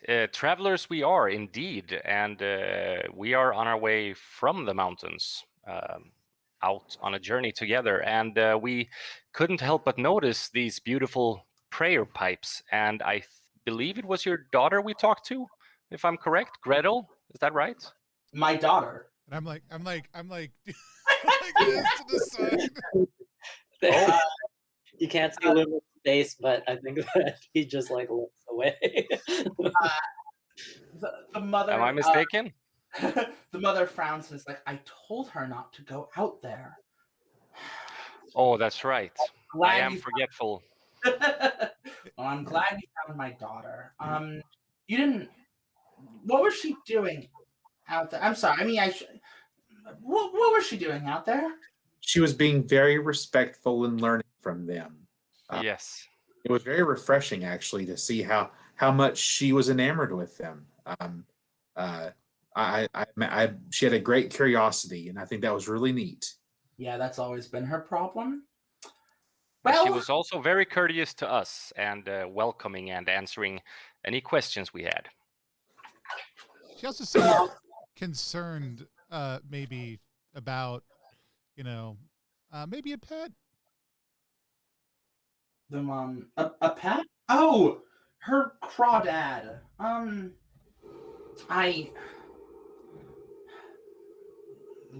Well, it'll be figured out. Thank you for letting me know, and I'm glad she didn't bother you at all. She sighs, and says, she kind of pauses for a moment. I was just thinking, it's just like, how long do you plan on staying? Are you should be careful if you're heading out of the mountains. Monsoon is a difficult time, and with the snows melting, the plains are going to flood by the time you get out there. You might as well spend at least a few weeks here, get some supplies, and I'm sure we can find a place for you. I mean, I think though we're all hopeful to find the place we're heading, we're not in a particular rush to get there, so that should be fine. Yeah. By the way, what do you call this beautiful village? Oh, this is the she gestures around and says, we just call the town Flute. Nothing. It's a small place. Are you seeking out the teacher? I'm sorry? Is that why that's not why you're here? I mean, we've had a few adventures. I don't know if we're seeking it, but it seems to find us fairly regularly. People are just often. It's nothing. She kind of shakes her head and is like, "Well, let me find you a place to stay. I think that there's a couple spots open at the local inn, and if there's not, you're welcome to stay in the stables at the very least." And she gets up and dusts herself off and leads all of you into the town of Flute. I would like to spend this new token right away to connect with this person on a personal level. Absolutely. So I talk to her as as we all walk along, and I say something like, "Well, there seems to be something weighing on you, something on your mind. Is there some kind of trouble maybe we could help you with?" She sighs and shakes her head and is just like, "That's just Gretel. She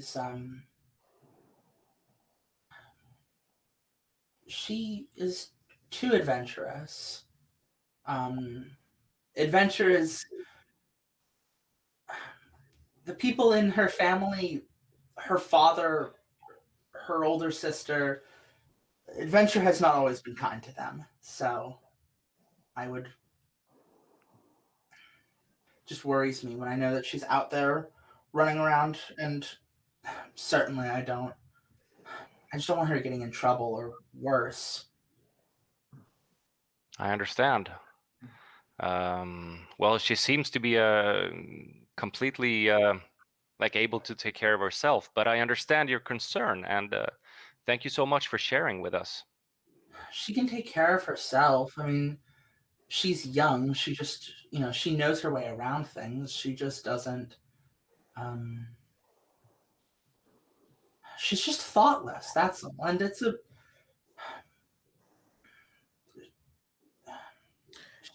She's stay up. She's like, she should at the very least be staying in the past, or at least in the village. Yeah. Can you remind me what was your name again? Oh, my name. You can call me. Impromptu names.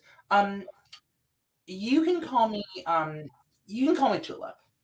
Tulip. Can I tell you a story about my home? Yeah. And she's walking with you, and she listens. So, where I come from, the best people and the most lovely people are the ones who don't who experience the world as it is and learn from everything around them and really stoke their curiosity.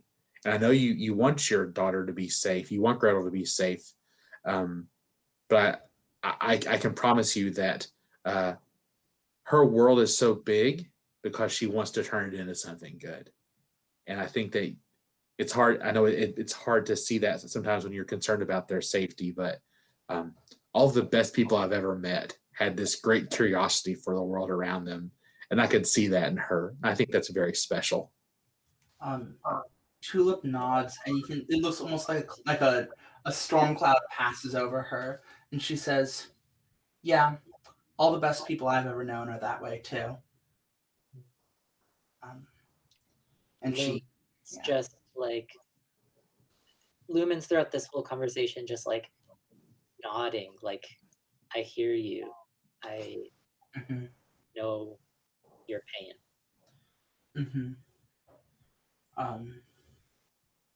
She leads you into the center of town, which the town is built.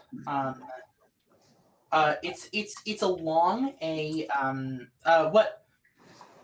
it's a very small river, I'd say, or maybe even a brook. The town is kind of a series of stone buildings kind of going up the hill, and then there is a little town square at the edge of the water where there's kind of this like water that like maybe it kind of has the feeling that like maybe most of the time it's not even like a river. It's like most of the time maybe just like a rocky like slope. But because of the melting snow, it's definitely right now, flowing water. And there's kind of this town square. There's this very large metal pipe kind of constructed in the middle of the town square. And then there's a little bridge that seems to lead over to like a series of smaller buildings that look a little bit fancier, look a little bit older on the other side of the bridge. And there's more of these yellow gates, one on each side of that bridge. And Philip says, "This is the town square. The inn is just up that path. If you want to cross that bridge, that's where the teacher is, but you're going to need to get permission first. So just you can come and find me if you need that, or I can get you in contact with one of the monks, one of the what's the word she used? One of the schema monks." And with that, she looks a little rattled. Like she's clearly thinking about something, and she's like, "And if you need to find me, my house is at the edge of town. It's the one with the red sign out front. You can find us easy." And she kind of departs a little bit in a hurry. Clearly, something's heavy on her mind. She seemed troubled. Yeah, she did. I hope I didn't remind her of maybe someone from her past who's not there anymore. That's my. It makes me feel like she had a fond memory of someone who's no longer there. Yeah. She loved whoever it was very much. Maybe we should find Gretel again and talk to her. Maybe. Maybe we should probably make sure we have a place to sleep tonight first. Yeah. And Yeah. some food for till will.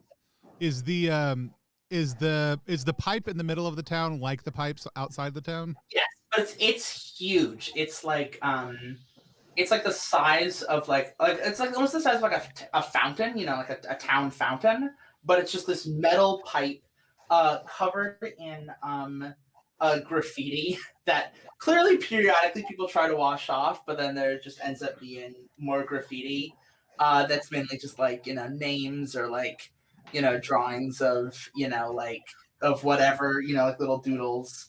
And the pipe is big. It's bigger than you. You can't like see into it. It just kind of is like coming up from the ground and kind of in the right in the middle of the town. Okay. And you notice it's the sun is set, so like the sun is like it maybe hasn't set, but you're among the mountains, so certainly like it is dark.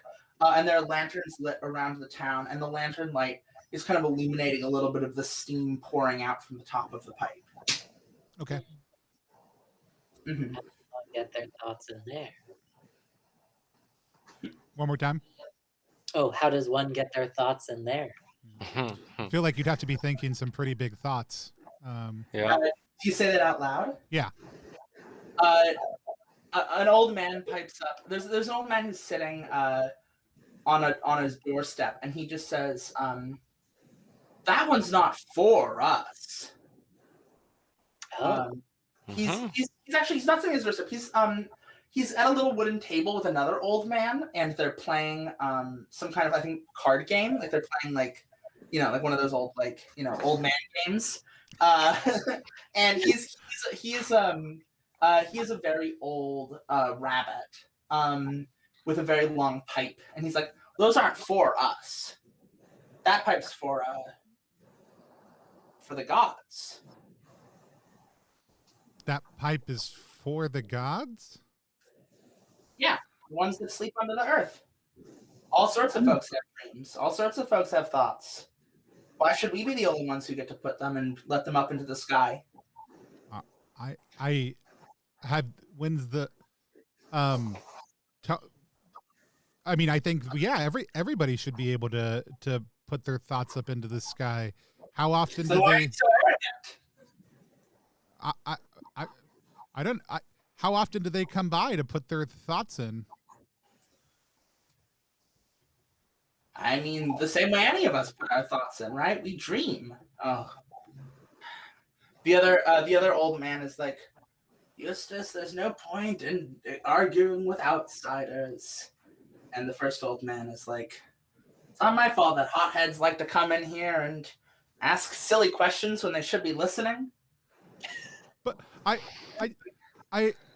was trying to. I'm sorry. Eustace, but you don't. You still owe me 15. You still owe me 15 acorns. I'll spend the next minute trying to unsuccessfully explain myself to the old men as I get the feeling that they probably just banter back and forth. Oh yeah. They just like occasionally one of the old men is like, now we both know that isn't true, and then it's like, porco miseria. You know.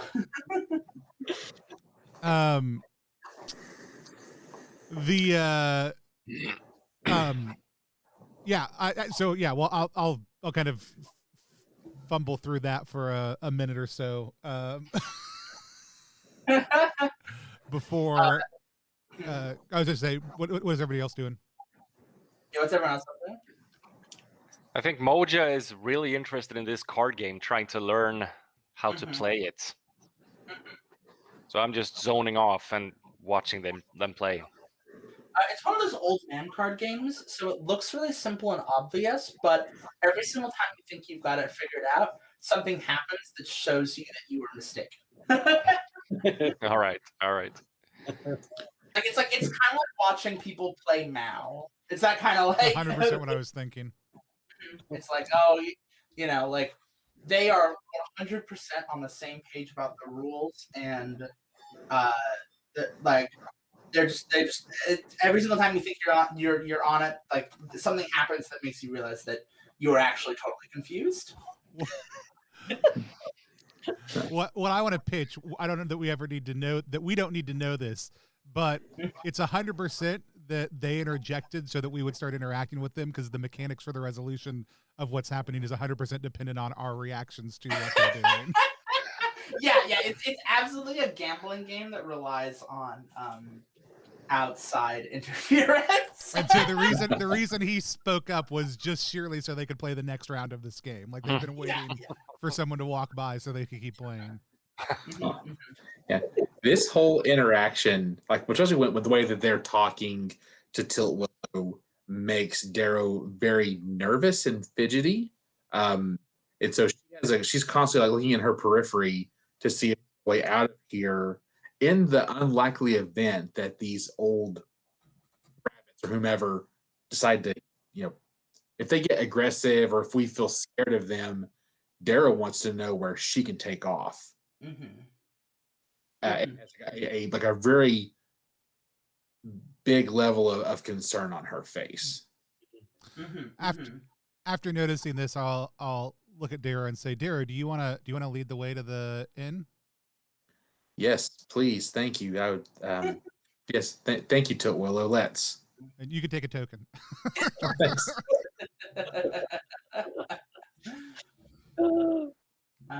I think as y'all head off, you notice, if anyone's looking behind you, you notice that one of the old men, the one who was talking like this, has gotten up and has gone across the bridge to head off to the other side of the little creek.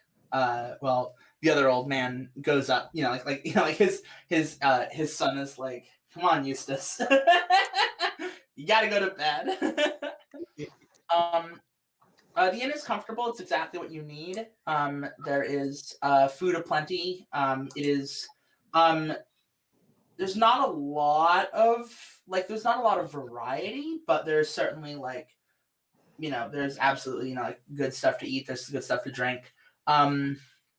There are enough rooms, although they are a little cramped and cold.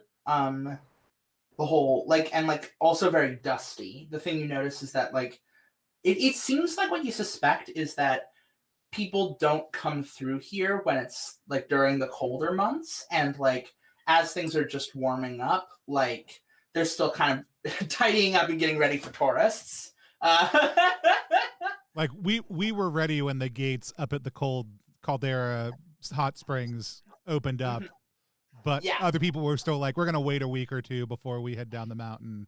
Yeah, so exactly. We're early. Really what this town is, or what it's used to being, is a pit stop on the next step to a journey. It's one of those, it's one of those places that's because it was way back then, where it's there's a town about a day's travel, as you go, because that's just how it was traveling.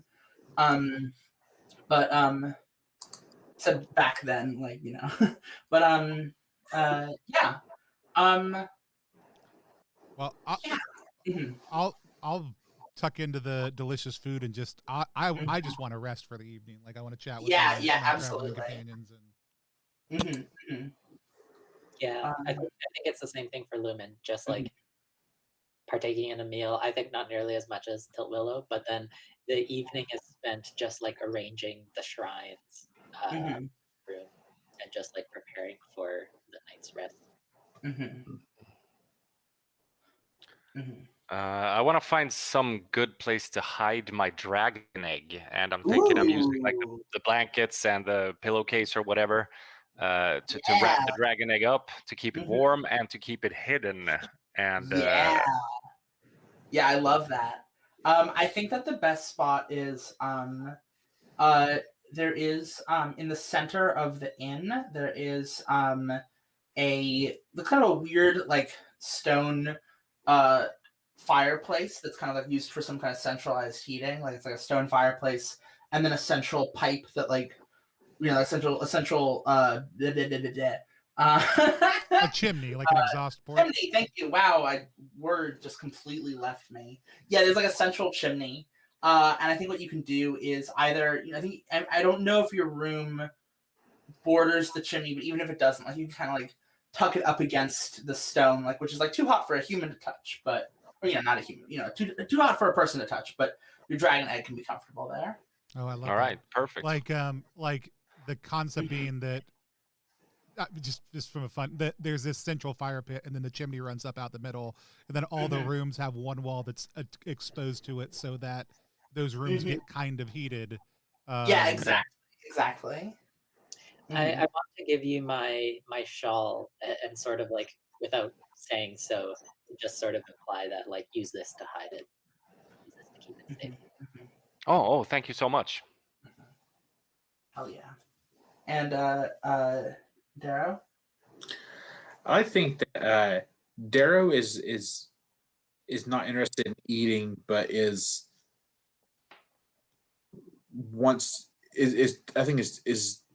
since she's in a new setting, afraid to go to sleep first, and so I think she has this pensiveness about being tired and wanting to rest, but also not sure when she can do it.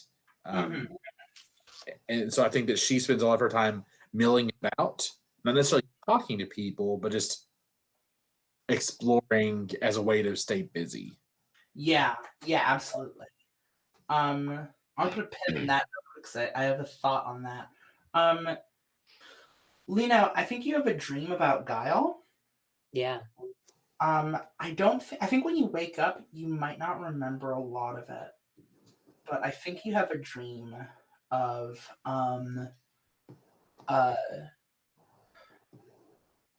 I think you have a dream of there's some good folklore that I know that I'm trying to figure out how to tie in properly. I think you have a dream of 15 gods sleeping underneath the mountain. And I think they look like sort of these enormous coiling serpents made of clouds. And they're kind of nestled among the mountain, like almost among the roots of the mountain. And they're sleeping, they're kind of curled up on each other, they're sleeping on each other. And as they sleep, mist pours from their eyes and from their mouths, and kind of boils up inside within the mountain and gets tangled in the roots. Only occasionally finding small cracks to like seep out and flow. And I think that each kind of little moment of the crack seeping out, you recognize Guile kind of breaking through a crack in the mountain and floating away and finding their way to you. Yeah. Oh, that's really nice. I think that there's like this moment of recognition of what like the cloud thought idea is, of feeling like Guile is connected to those, feeling like there's a relationship between these gods that needs to be honored in my time here. I think Markus, you have a dream that you can't remember when you wake up in the morning. But in that dream, you see what animal? You see a deer with horns and one white eye. A deer with horns and two white eyes. Take one of the eyes and place it up among the stars in the constellations.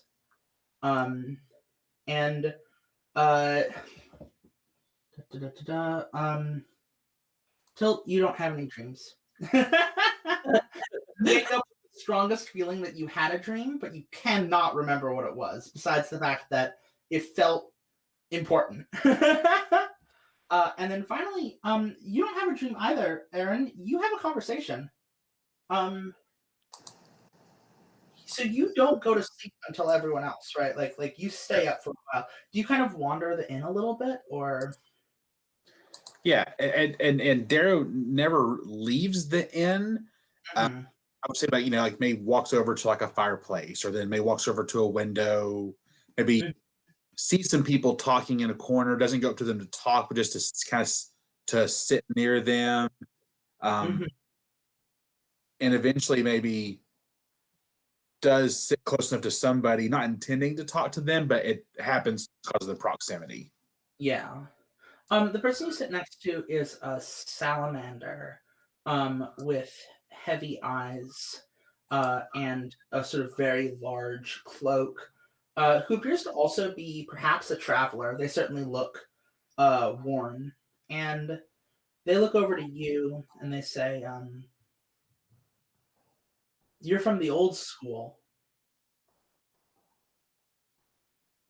You metaphorically or literally? The one across the fields and the mountains and the sea. Yeah. So literally, yeah. So the actual old school. Mhm. Um, you yeah you look familiar. I was Have a student there once, and now you I'm here. were you've made your way here from there? So did you. Yeah. Not see why it's so special. I'm You get may not flavor. special, just statistically, I'm surprised. The world's full of larger surprises than that. Um, and he kind of pulls his drink closer to himself.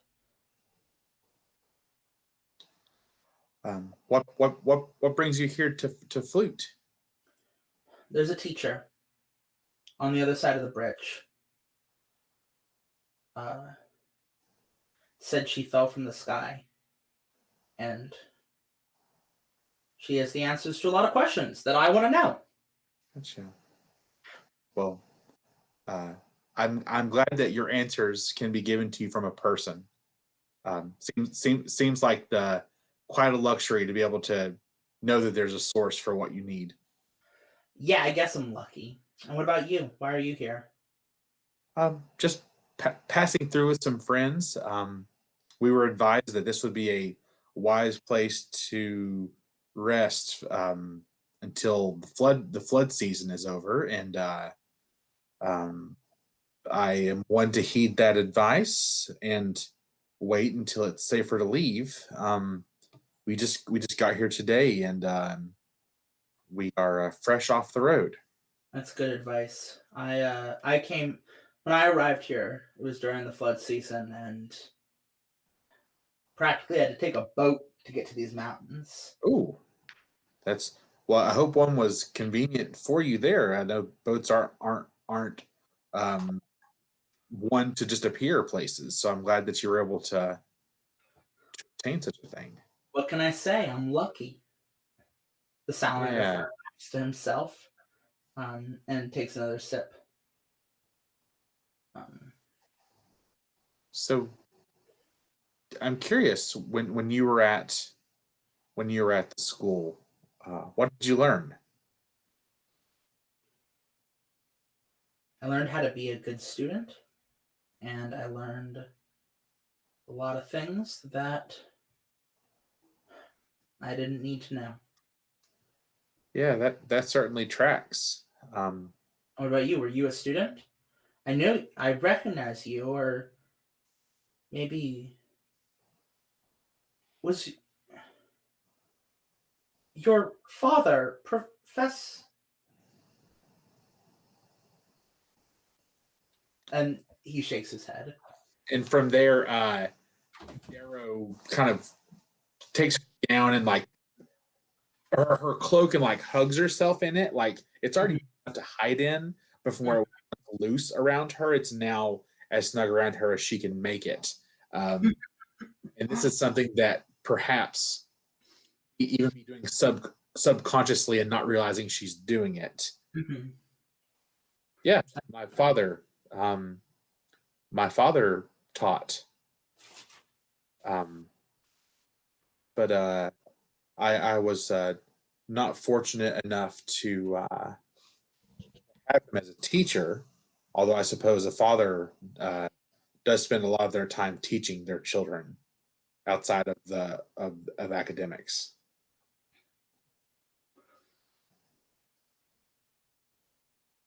The Salamander kind of tilts his head and is like, "Your father was a thoughtful man. I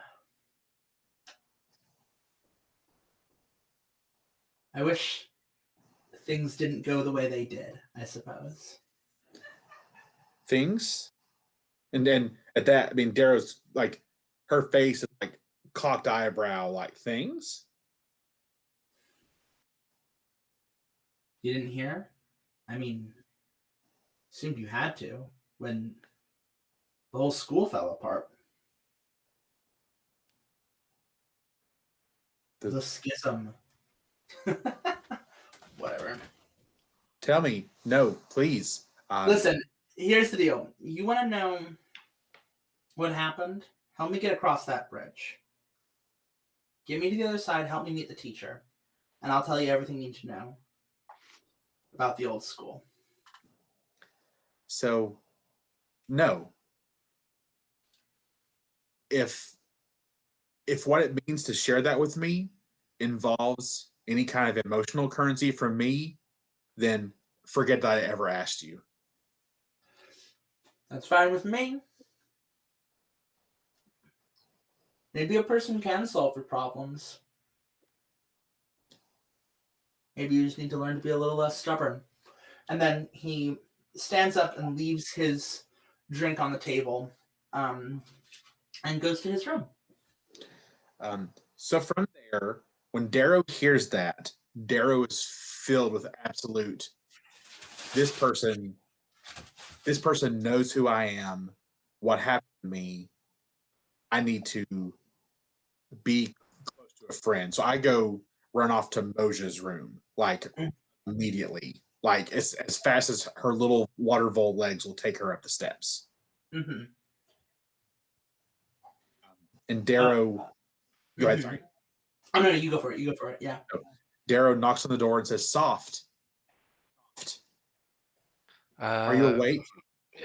Well, yes, I am now. Please come in. So Darrow opens the door, the smallest open amount possible.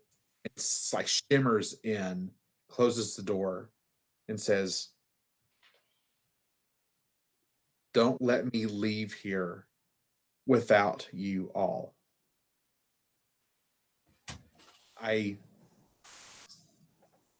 Someone downstairs referenced my life, and I think they did it in a way that was meant to not be kind to me. And I need to be safe. Of course, I'm so sorry. You seem absolutely terrified. Come lay down. I'll and I want to put my like soft tail around you in some way to comfort you. Yeah. Um, And yeah. and like the touch, because like Darrow loves Moja, because it's like the one that Soft's tail is around her, like her blood pressure goes down like tremendously. Mm-hmm. Mm-hmm.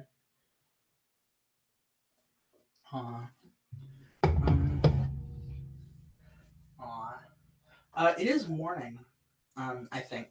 Darrow, are you still here? Yes. Okay, just wanted to make sure. It is morning, and y'all come downstairs. And yeah, breakfast is decent. A little bit of a rehash from last night, but look, you're up in the mountains. There's not, there's like bumblebee. There's like, bumblebee stuff, and there's herbs, and there's like tubers. It's been, it's the start of spring. No one's had the chance to like grow new food. Rehashed in the most literal literal yes, sense. literally.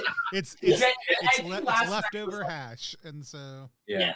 last night was some kind of baked potato moment, and this morning was hash browns. Yeah. Like, Yeah. literally just took the baked potatoes that did not get used, and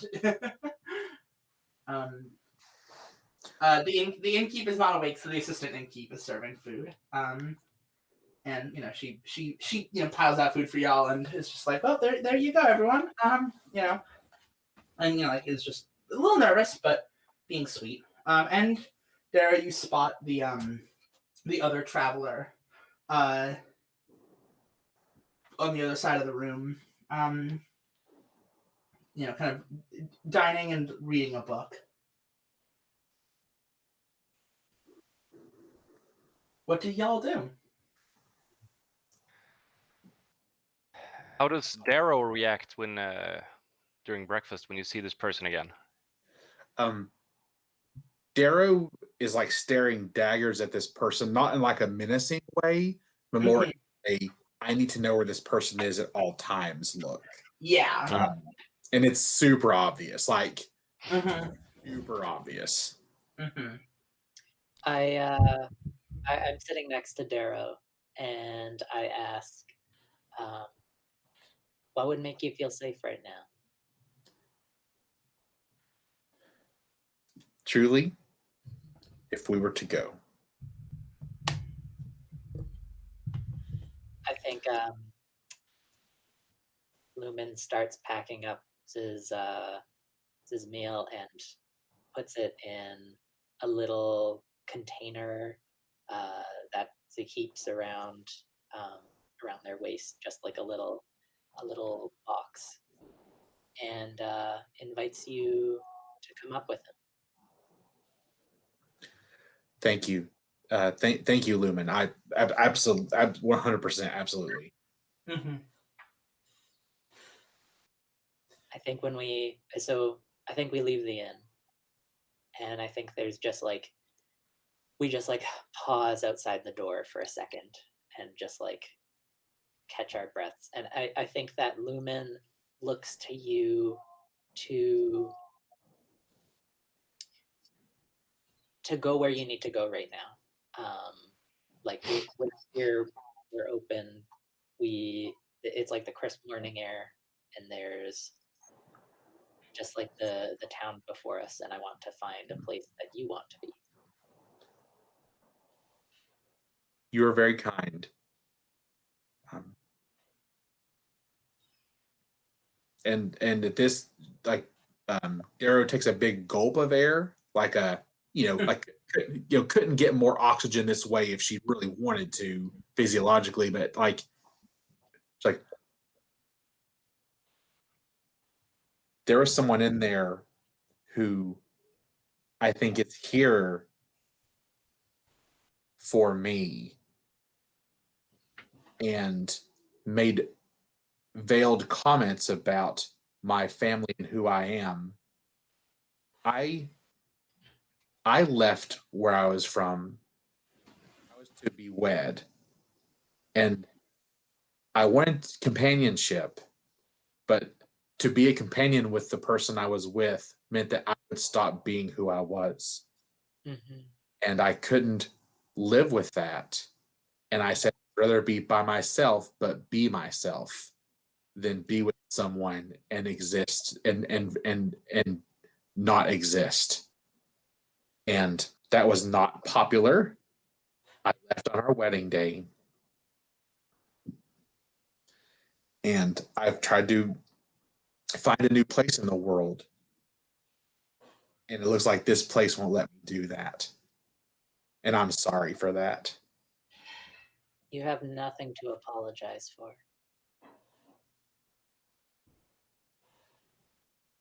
And like the moment like Lumen finishes like that sentence, like the last phoneme of that sentence, like Darrow is in tears. Yeah. Like release tears. Like this is the first time she could cry about it in front of people. Yeah.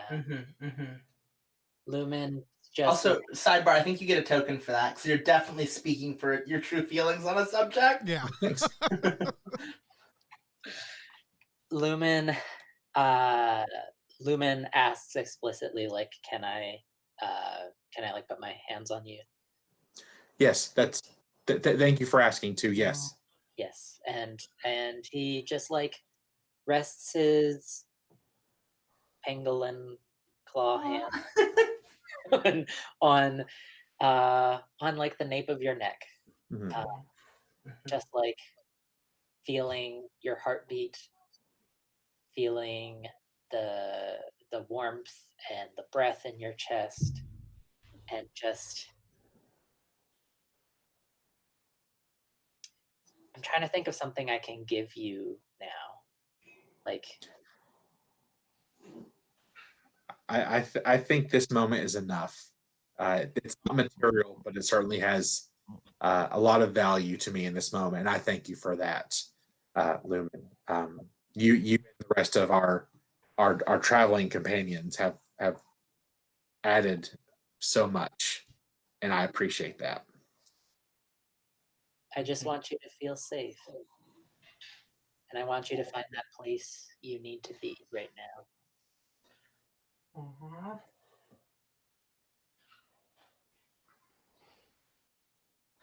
What's everyone else up to? What's Moja and Tiltwell up to? I think Moja wants to actually go and talk to this person that's making my friend uncomfortable. Yeah. And I make sure to get the dragon egg before. Yeah, I think I am just chatting away with Moja as Moja's like getting the egg ready. Like I'm not aware we're about to go into a confrontation. I'm like the one you missed everything else that I'm consumed with hash browns and it just like in morning chatter. Like I thought like I had this dream and I know it was important, but I can't like do you ever have that happen where you like know it's an important dream and you know you should remember it, but you just don't? Like that's exactly what happened to me last night. And you know, like I like as much as I hate it, I also love that feeling in the morning of knowing like, hey, like something important is coming, but you don't even know what it is. So you get both like the certainty of what's good and the wonder of getting to rediscover it all over again. I love that feeling, don't you? Yeah, I love it too. I know exactly what you're talking about. Love that. God. So we'll get the dragon egg and then we can go. Yeah. I'll hand it back over to Moja. Moja, take it away. Yeah. Do you wanna accompany me? Oh no, like I don't like if you tell me we're gonna go confront this guy, that's great. But otherwise, I'm just like literally as you're gathering everything up and heading down, I'm just talking to you completely unaware. So if you walk that way, I'm following you, just kind of chit chatting. All right, cool. Okay, so I walk up to this person. Yeah. What animal was he again? He's a salamander. He's a salamander. He's one of those like bright orange salamanders. Mm-hmm. And he's got like kind of heavy eyes. He's wearing traveler's clothes that have clearly like kind of been worn down a bit. And he has right now he's finished up his hash browns and like he's kind of like put the plate aside and he's flicking through a book. Yeah. Okay, so good morning, traveler. Good morning. Pleasure to meet you. Listen, nice to meet you. Listen, I'm not sure who you are, but I'm very sure that you made my dear friend very uncomfortable. And I would like for us to settle this in some way. What would it take for you to leave this village so that my friend can feel safe? Well, I'm sorry for making your friend uncomfortable. I have a tendency to sometimes let my words get a little away from me. I'm afraid, though, that I can't just leave this place. I'll get across the bridge first. But I'm stuck What here is it? until... What is it that you seek over the bridge? Across the bridge, there's a teacher. Said that she fell from the sky. And I've been waiting for a very long time to get to talk to her. I think she has the answers to a lot of the questions that I have. You say you let your words get away from you? Like, did they get away from you, or did you just let them lead you where you wanted to go? Because I find that sometimes for me, when I think my words have gotten away from me, I said the thing that I knew would get me where I wanted. I just didn't know it at the time. There's a lot of things I want, and I got a little snappier than I meant to, but I didn't mean harm, certainly. I met someone who knew something about something that's important to me. I'm sure you can understand what that's like. I mean, I meet people who know things about that are important to me all the time. Like, you probably know things about things that are important to me that you know I don't even know yet. This salamander is going to know is doing a little pulling on some of their traits, and it's just going to be like, yeah, but it's pretty important to me that I figure out some things. Anyway, I'm sorry to your friend, and I'm sorry if I scared her. I was hoping that she'd be able to help me out, and it's unfortunate that she isn't interested in doing so. Oh, that doesn't sound. That doesn't sound very accidental. It sounds like you cast your words out in front of you, knowing exactly where they would lead you. 6 of one, half dozen of the other. I don't really see the difference. Regardless, I really should be heading down to the bridge. It closes the book with a definite thud. And after you find this teacher and you get what you want, will you leave the village then? Yeah, I'll be done here. And how do you plan to get across the bridge, if I may ask? I mean, you've identified the flaw in my plan, you see. He says kind of sarcastically. My current approach is to ask nicely, and it has been a fair bit now, and they have denied me every day. And so every day I go to the bridge and I ask again. I see. And how many times have you asked? I got here during the month of monsoon. So we're coming up on a year. Every day for a year. I think I missed a couple days there during Candle Feast, but besides that, I every single day, and I'll do it every single day for another year if I must. I'm going to spend a token. I think. Mm-hmm. I think I'm going to have to spend a token on this. Well. Mm-hmm. What if they don't want you to get across? What's the question you're looking to have answered? So what I'm going for is reveal something hidden about the person in front of you. Ask them what it is. If they never let me across, then I suppose that I will spend the rest of my wretched, pointless little life standing at that bridge. And if that's how I have to spend it in order to get what I want, then I will spend it that way. But I'm sure eventually they'll What's the question that's so important to answer? Listen, you and your friends have secrets, and I've got mine.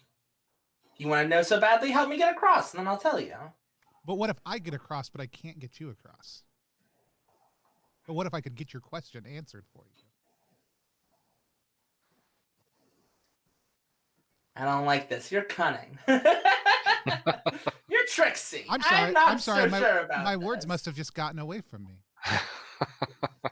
The salamander grins in kind of a that mix of like I want to kill you, but also touche kind of energy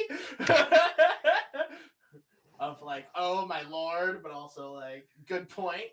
And buries his smile in his book as he puts it into his sack, and is like,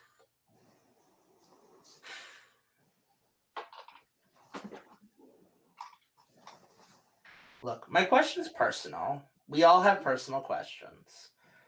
If you're so interested in finding out what it is, and if you manage to find a way across the bridge, I guess you could ask on my behalf, but it is a personal matter. Sure, you understand. Not exactly like loath to say it in front of effective strangers, especially ones who come over here and accuse me of ill intentions. Glancing over at Moja. I'm sorry. What was that last thing? Oh, he says, I'm loath to say it, especially in front of strangers who are accusing me of ill intentions. I haven't even caught your names. Oh, I'm very sorry. My name is Moja, and I meant no harm. I was just trying to resolve this situation. Do you think this would help you get across the bridge? I say, and I bring out the dragon egg.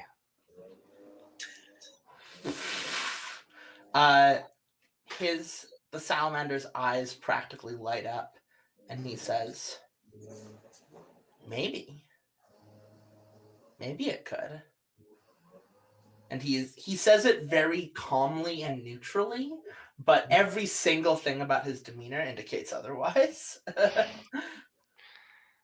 Okay, well, I'm just gonna hand him the dragon egg then. Oh my god. He takes it and looks at you, expecting like a trick or a trap or some moment of deceit, and puts it in his rucksack and says, well, it's worth a shot, I suppose. The last of the dragon eggs, if that's really what this is. It is, I assure you. But you seem to need it better than I do. He pauses. It's very kind of you. I suppose I should go down to the bridge then and try once more. Thank you. He seems genuinely shocked. He's like, my name is Andrus. Properly, there's some other bits pieces there, but my name is Andrus. It's nice to meet you, and please do tell your friend that I'm sorry. I didn't mean. We're As he says he didn't mean, I like arch my eyebrows up. I didn't mean. He stammers and is like, it's rare to meet someone else from the old school, someone else who has been where I am from. I'm gonna give myself a token for giving away something I hold dear. Hell yeah, you are. Yeah, you are. Awesome. Do you want to take 5 real quick? Let's take 5. Yeah. So yeah. We'll come back at about 40 or about 20, a little bit after 20 till the hour. We're playing Wanderhome right now. We are exploring this kind of pastoral animal-filled world on a journey, potentially trying to get across a bridge or, freeing gods from under the mountains, whatever, like all the things, the big and little things, and we will be back in just a few minutes. Yeah.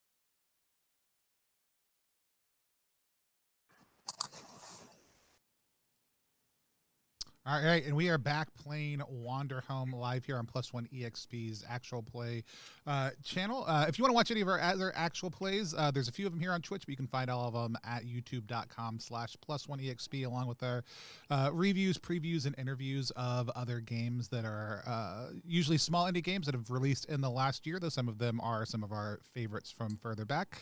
You find all that over on YouTube, so there's a link somewhere if you're watching on Twitch right now.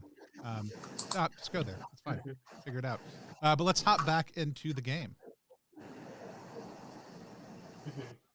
Hell yeah, welcome back to Wanderhome. So my poor computer is overheating because it's right in the sun. But so last we left off, Moja gave the dragon's egg to the salamander college student Andras to help him in his desire to get across the bridge and stop pestering Moja's friends. As a level 1 college student, we can also only imagine his question is, can I get out from all this crippling debt? Like, that's what he's already wondering. he really rolls up and it's just like, look, I'm just trying to find my way to I'm Anthro 101. Like, I think I got lost. I can't find my syllabus anywhere. Like,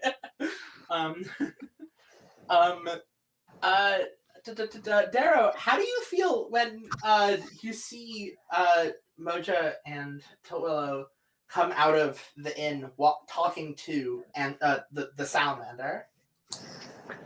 I think just seeing the salamander puts me on edge, but after I kind of marched into Moja's room last night to talk about this, I think that something will be done. Like, I'm not sure what's going on, but I hope that it's a positive thing for me selfishly.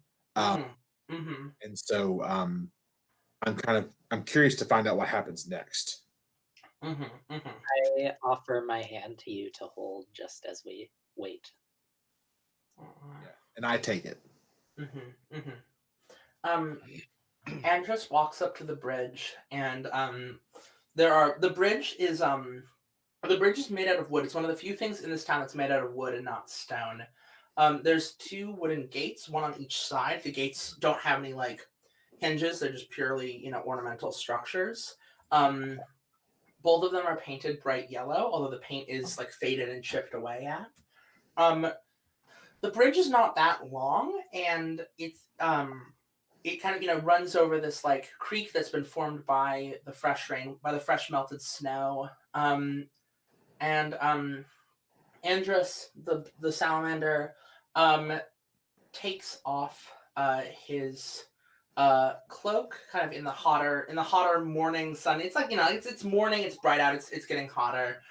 He takes his cloak off. Underneath he's wearing more traveler's outfit, a binder, a pair of heavy, so a pair of baggy pants. And he walks up to the bridge, and as he's walking along it, someone emerges from the other side and walks to meet him in the middle. And they are wearing a mustard cloak, and are that you do recognize them. They are the old man from last night who was playing cards. Not Eustace, the other one, the one who's like and do any of you walk with Andras up to the bridge, or do you like hang back for a moment? I walk behind him, not with him, but 20 yards behind him or something. Oh, if he's talking, I'm talking with him also because I want to see if I can pick up a couple scraps about the old school. Andras goes to the bridge, and he's on the way. He was telling you a little bit about just I'm a student. I studied mainly writing and research. I was a poet. And gets to the bridge, and the old turtle, who's the old man, the old turtle is like, why are you here? It feels very ritualized. The old turtle's like, why are you here? And just says, may I cross this bridge and speak with the teacher? And the old turtle says, the teacher is busy today. Come back tomorrow. and you get the feeling in those, like you see Andrus like the pause of like, I've heard that every single day for the past year, and then Andrus says, I have brought a gift for the teacher. May I come across the bridge and leave the gift for the teacher, so that when she is free, she may have it. And the turtle says, what is the gift? And Andrus says, the last of the dragon eggs. And the turtle pauses and says, it kind of says in surprise, says, someone must really believe in you. And Andrus is like, yeah. And the turtle said, after all you've done? And Andrus said, yeah. And the turtle said, very well, you and your friends may cross. And you may leave, you may give the dragon egg to the teacher when she's not busy.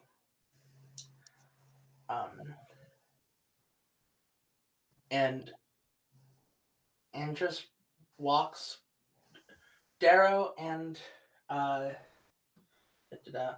my god, I just completely misplaced my notes. Darrow and Lumen, do you also cross the bridge? What do you think?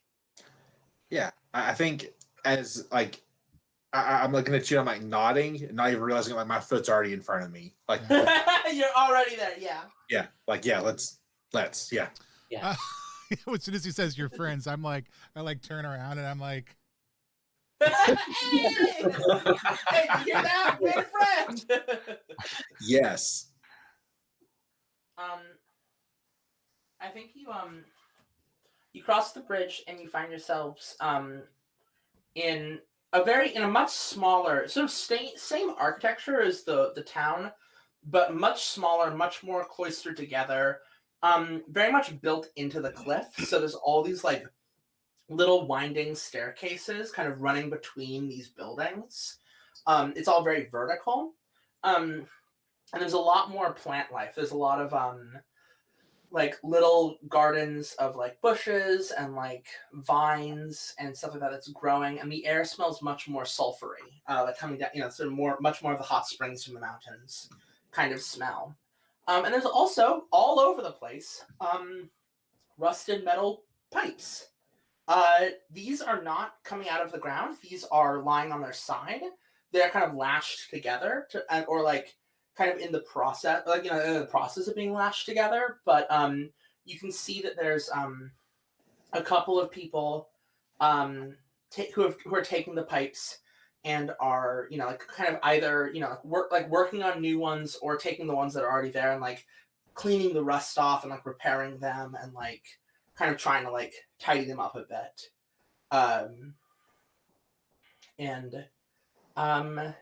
Yeah.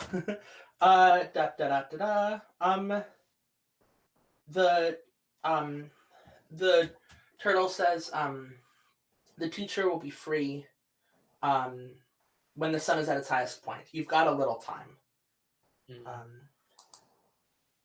And Andrus falls onto the ground with a sigh of enormous relief, almost hurting the dragon's egg, but instead like putting it aside and just like lying down on the ground and staring up at the sky. And it's just like, oh my god.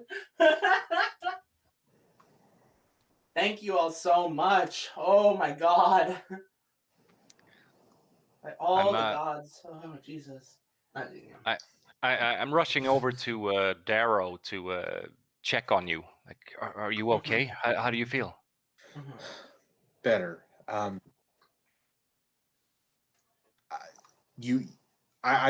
feel good. I feel good.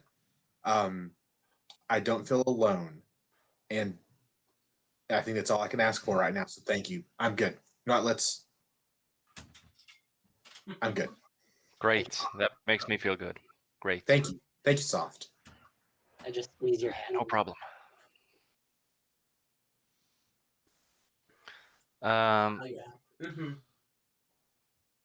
Okay.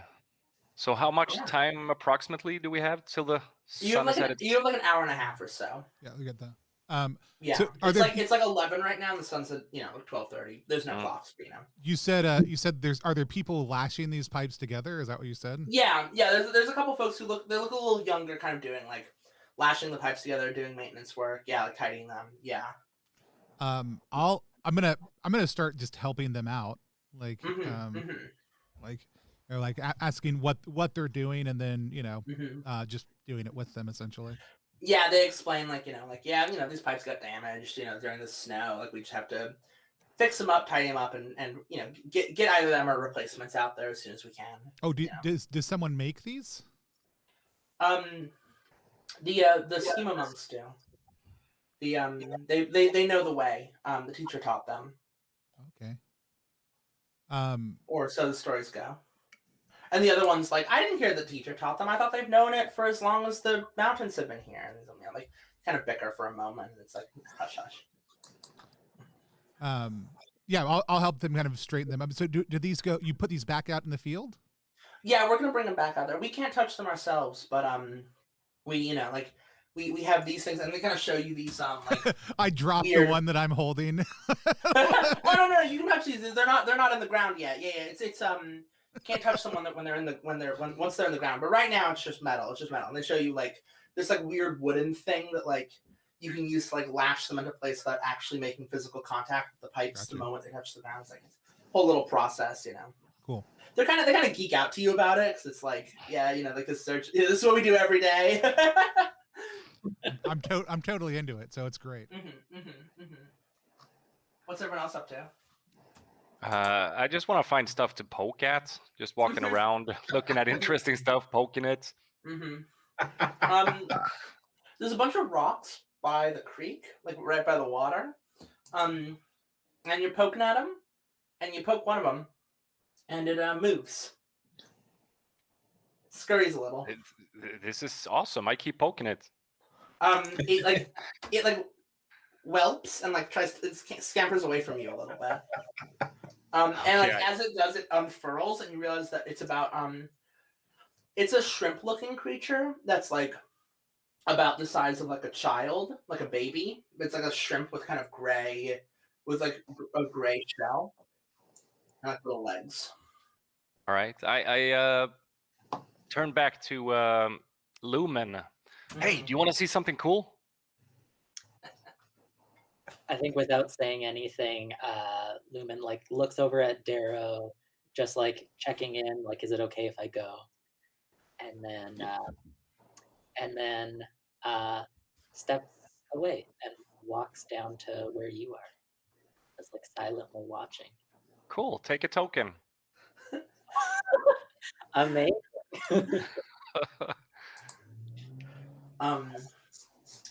Yeah, it's a crayfish. It's a crawdad. What? Yeah, so I just poke them and let you see how they scurry away when I poke them. Not hurting them in any way, but just like, in my opinion, playing with them. It's not running away from you, but whenever you poke it, it like runs around you and then like stops and like curls up into a little shell again. And then when you poke it, it like uncurls and like runs around you some more.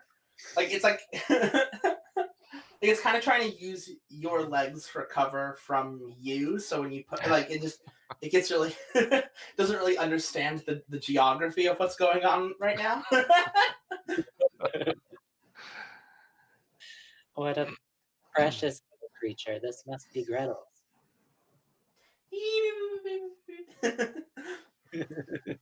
So as Darrow sees this, like Darrow like perks up, like she's forgotten like some of the like the tense moments, and so she takes out her little violin and starts to play it almost like a Tom and Jerry tune, like watching this thing. Like she's playing the equivalent of yakety sax, essentially while like a Tom and Jerry chase scene while you're doing this, just like little jaunty Irish kind of fiddle tune kind of thing. That's great.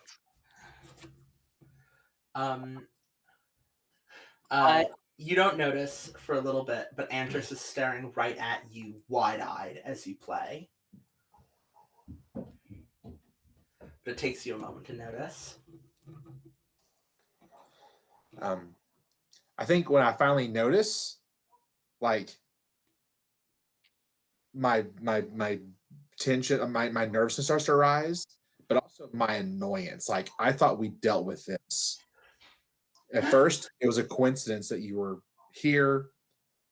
Now you're bothering me again. That's what I'm thinking to that. That's what, and I think that, and I'm one of my character traits is to not be explosive. Well, guess what? The trying, or like, it didn't work this time. I'd say, what is your problem? I thought we took care of this. What do you have to say to me? Andrus practically jumps out of his cloak, and he's like, "I'm sorry. I'm so sorry. I'm sorry. I doubt that." Andrus, like, salamanders cannot turn pale. If they could, Andrus would. And he's like, that song, I just recognized it. I didn't mean anything by it. I'm sorry. I just hadn't heard it in a while. I'm glad you enjoyed it. That song wasn't for you. If you look at me again, I don't know what's going to happen.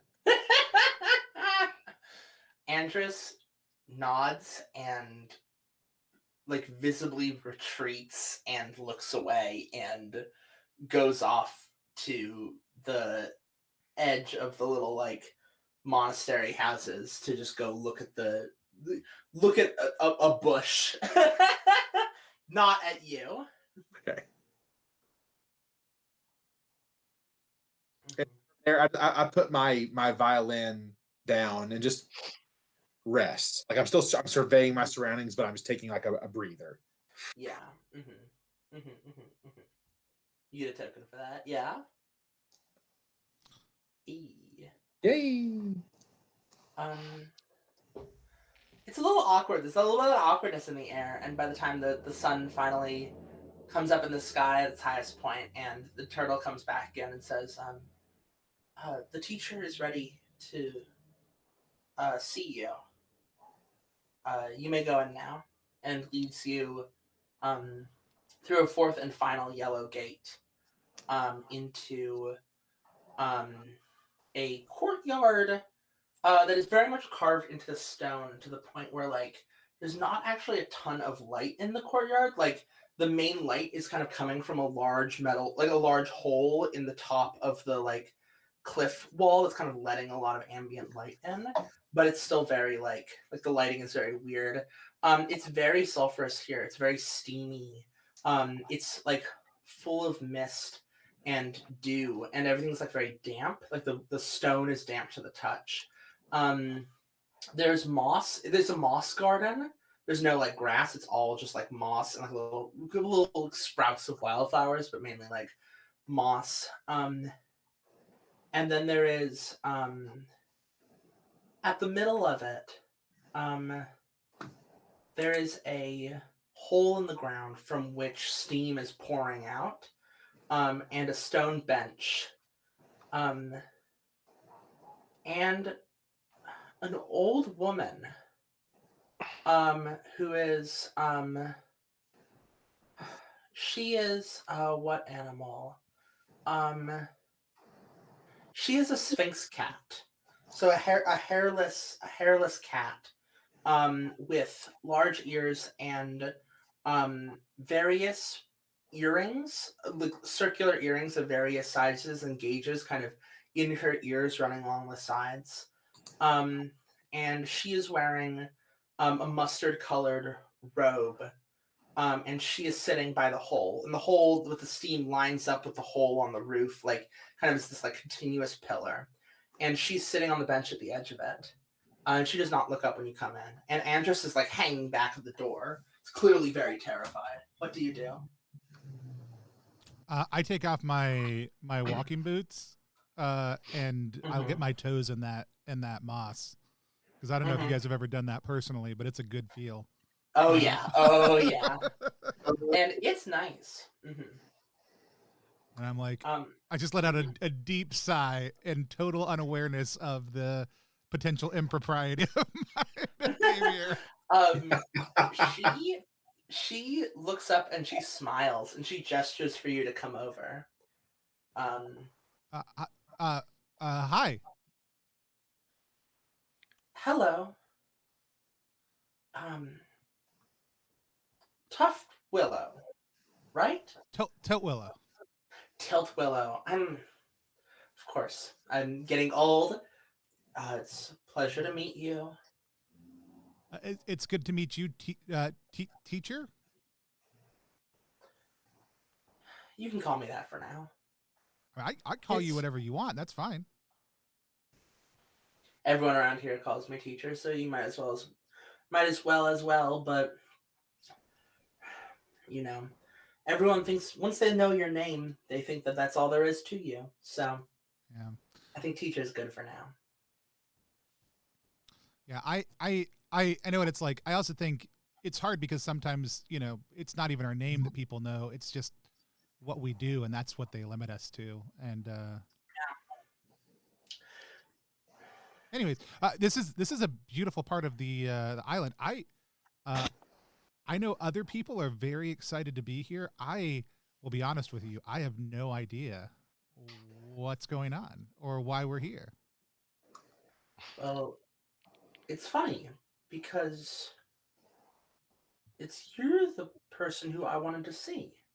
And Andrus looks like you can see Andrus in the corner stiffen, and she's just like, let's talk. I give him I give him a knowing look, like, yeah, you should have told me your question. Yes. Take the L, Andrus.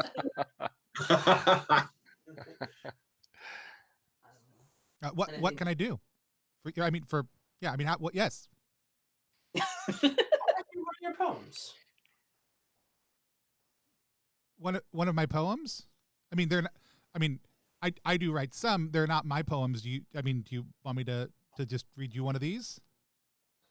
She reaches down and taps against the book in your backpack. One of your poems. Okay. And I'll flip through. I want to pitch that. Pitch, yeah. I want to pitch that. I'm kind of selective because I'd like to pitch this, that there's always the same number of poems in this book, but that every poem can only be read a certain number of times before it disappears and is replaced by another one. And I don't know what that number of times is, but I do. Yeah. I have realized it, and every time I read one, I know I'm potentially wearing that poem a little bit more thin. Yes, absolutely. Okay. Just anyone? Whichever one feels right. I trust your judgment. I go to one of the ones that I actually know is like, I don't know how it's like, but I know it's wearing thinner. Like, it's one of my favorite ones that I know is not necessarily long for long for the book at this point, and I read it to her. What's the poem about? I think the poem is about a set of 5 flowers growing on a cliffside, each different than each other, and how they endure the passing of each of the 5 seasons. Do you think you do a good job reading it? Because I've read it so many times, I do think so. Yeah, this is, like I said, this is a familiar one that I've kind of allowed myself to delight in a couple of times before, and so I think I'm very comfortable with it. If anything, maybe I get hesitant in the last couple of lines, both from emotional reality, but also like in the knowing that as I get through these last couple of lines, that may be it. Like, so there's kind of this hesitancy born of the emotions it brings up, but also the fear of losing it. As you read each line, you watch as that line disappears from the book. And I think it's in those last couple of lines that you realize that this is the last time. And it fades entirely until there is just a blank page. And she smiles and says, "That was beautiful. Thank you. Let me show you something." And um, she reaches down into the mist coming up from the hole in the ground, and one by one plucks out 5 flowers and places them onto the blank page of the book, and then, like, with your hands, closes the book and presses the flowers. It says, "Leave that for 3 days and 3 nights, and on the morning of the 4th day, open the book again." And she, like, reaches up and, like, adjusts some of your fur, and it's like, "Good, thank you." And like for the first time in a long time, people see Willow just be like silent and like it's not that he's not reflective, it's that his reflection is embodied Mhm. being, and so it's not quiet at all. Mhm, And so this is one mhm, of the first mhm. times in a long time I think people see him actually just quiet and still. Mhm. And I think next, she says, who does she turn to? She turns to Edie in turn. I think she wants to talk to Lumen next. Um, Lumen, you have your friends with you, don't you? I do. May I invite them out?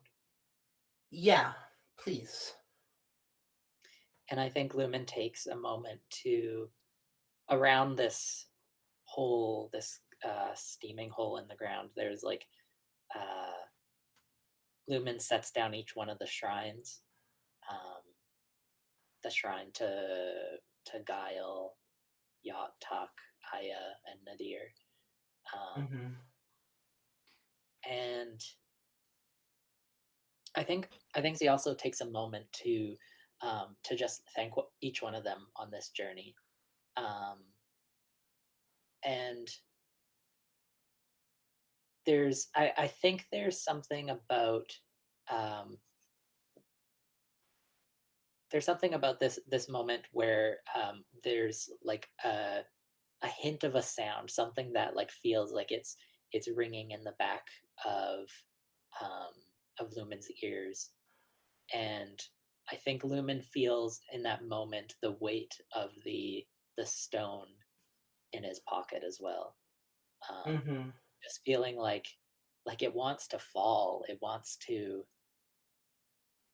be on the ground itself, Mm-hmm. Mm-hmm. but I don't think he voices it. I think he just sits on the benches around this thing. Maybe like reaches his Mm-hmm. hand into his pocket and like holds it, like puts his thumb inside the hole in the stone and Mm-hmm. um, looks at the teacher. Yeah. I think that she reaches down to one of them, and you watch as Guile, who is so faint that basically anyone else can't see Guile, but you can because you're familiar. Mhm. You just watch the little serpent like wriggle up her finger and into her hand, and she says, "Oh, there you've been. All your brothers and sisters have been looking for you." And she looks over at you and says, "Guile wandered very far away from home." I had a dream about them last night, about the serpents beneath the earth and the steam that comes up, those cloud thoughts, as Gretel told us. Guile belongs to this place. It's their home, and they're sneaky but small, and they should really be spending more time with their brothers and sisters. And she like leans down and gives Guy a little kiss on the forehead, and you see the little god blush. And she like lets it go as it like slithers down into the pit, like going with the steam. Mhm. And she looks over at you and says, "There's someone here who needs a home. She's young and she thinks that her home is here, but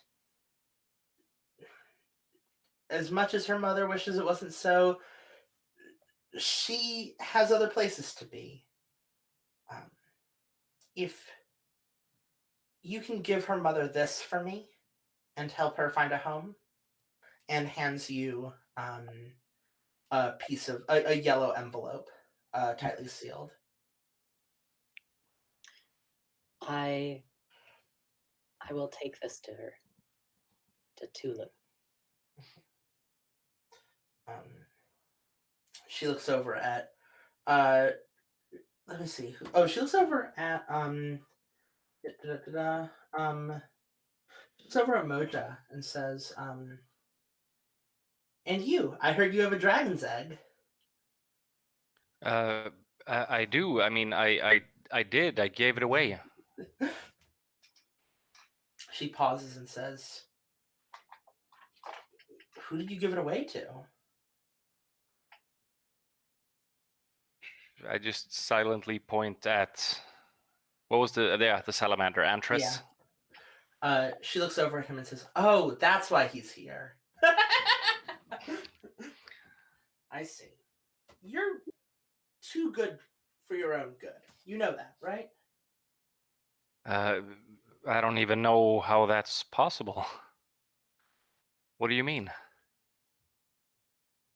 She shrugs and is like, you'll learn someday. Now, in the meantime, I don't have a lot to teach you, but and she leans in close to you, and you realize that she's blind and that her eyes are covered in glossy cataracts that make them look nearly white. And she like brings her head to look at you and says, someday, years from now, you're going to get an opportunity to learn a lot about something that in the moment will seem very important. Power always comes at a cost. And it doesn't matter if you could take every single star in the sky and put them in your eyes. Don't let anyone else make the choice for you.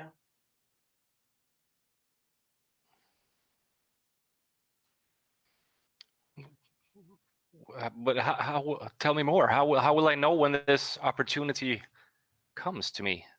Tell me more. She shrugs and is like, be careful with the ring you have. It's more dangerous than you might think.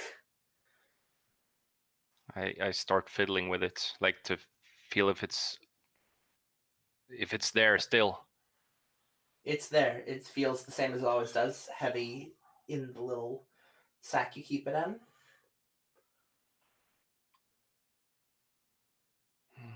I'm just saying that he might want it back someday.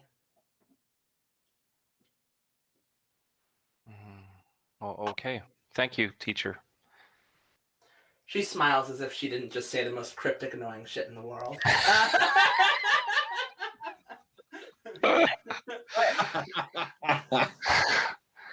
I immediately want to run over to one of my friends for some comfort. I don't want to be scared. I refuse to be scared, but I am scared.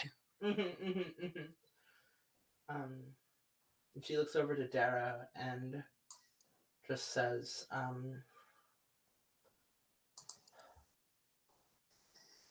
she looks at Dara and she asks, do you want to know the answer?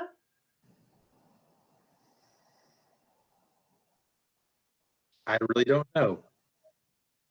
She smiles and says, good call. If you change your mind, let me know. You know where to find me. But I will. Thank you, teacher. thank you. And then she turns to Andress in the back of the group, trying desperately to hide from shame, and she says, I think I owe you a conversation. And Andress kind of nods. And she's like, come with me, let's talk. and the two of them, Andrus, she kind of a gentle, polite, like take care of everyone, and she walks with Andrus deeper into the mountain, into the caves. And then the four of you are standing there alone. Some things are not for you to know.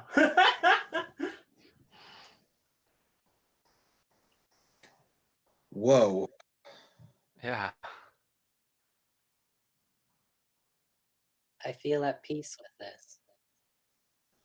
I'm not sure I do. I don't. I show you guys the ring. I take out the ring and show it to you guys. You and like, what do I do with this? I mean, I don't want it anymore. but you're gonna keep it. It's yours. Yeah. Okay, you sure about this? I mean, if better for you to know it's a problem and hold on to it than for you to toss it to the world and make it someone else's. Yeah, I guess you're right. Thank you. I'm Oh, go ahead. Go ahead, Lino. Sorry. No, you go ahead, please. Okay. I was gonna say hush. Can you hear that? And do any of you listen? Yes. 100%. Yes.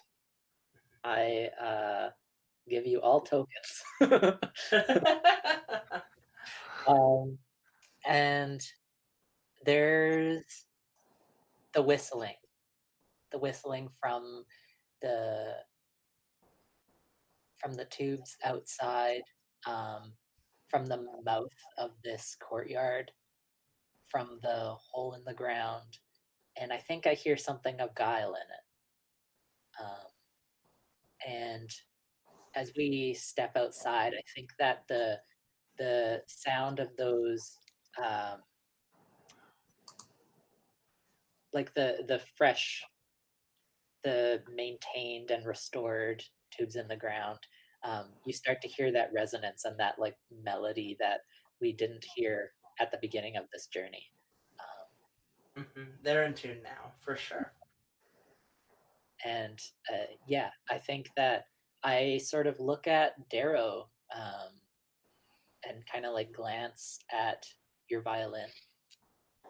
So it's the fact that you said that is like blowing my mind right now, because I was thinking that Darrow looks at her violin and like before she grabs her bow, she actually kind of listens more and then puts the violin away, just to be a little more present with what she's hearing. But she doesn't feel the need to play along to it.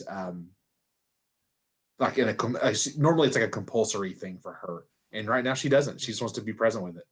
Yeah. Hell yeah.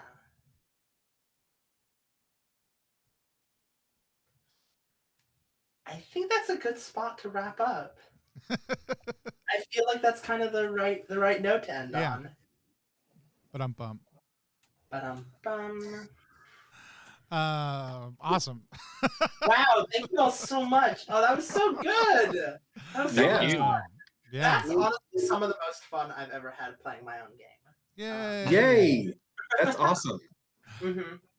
Well, so I love that. Let's go ahead and do reaction roll. So reaction roll is a thing we do here on Plus One EXPs. It's a live stream within a live stream. It's our chance to sit down with the creator of a game that we just played, talk to them about what our thoughts were, ask them questions, and just talk a little bit about the game. Today we are sitting down with Jay Dragon playing Jay's amazing game Wanderhome, and we are going to talk about it right now. My name's Tony Vicinda. You can find me at Tony Vicinda across any social media platform. You can find us at Plus One EXP across the same social media platforms, or at plus1exp.com. We're a weird little brand that multi-classes in tabletop game design, beard and skincare alchemy, and the Bardic College of Content Creation. But you didn't come here to hear about me. You came here to hear us talk about Wanderhome. We're actually going to just kick it over to Jay. Jay, tell people who you are and give us kind of the elevator pitch for Wanderhome for anybody who's watching just this part later or just joining us right now.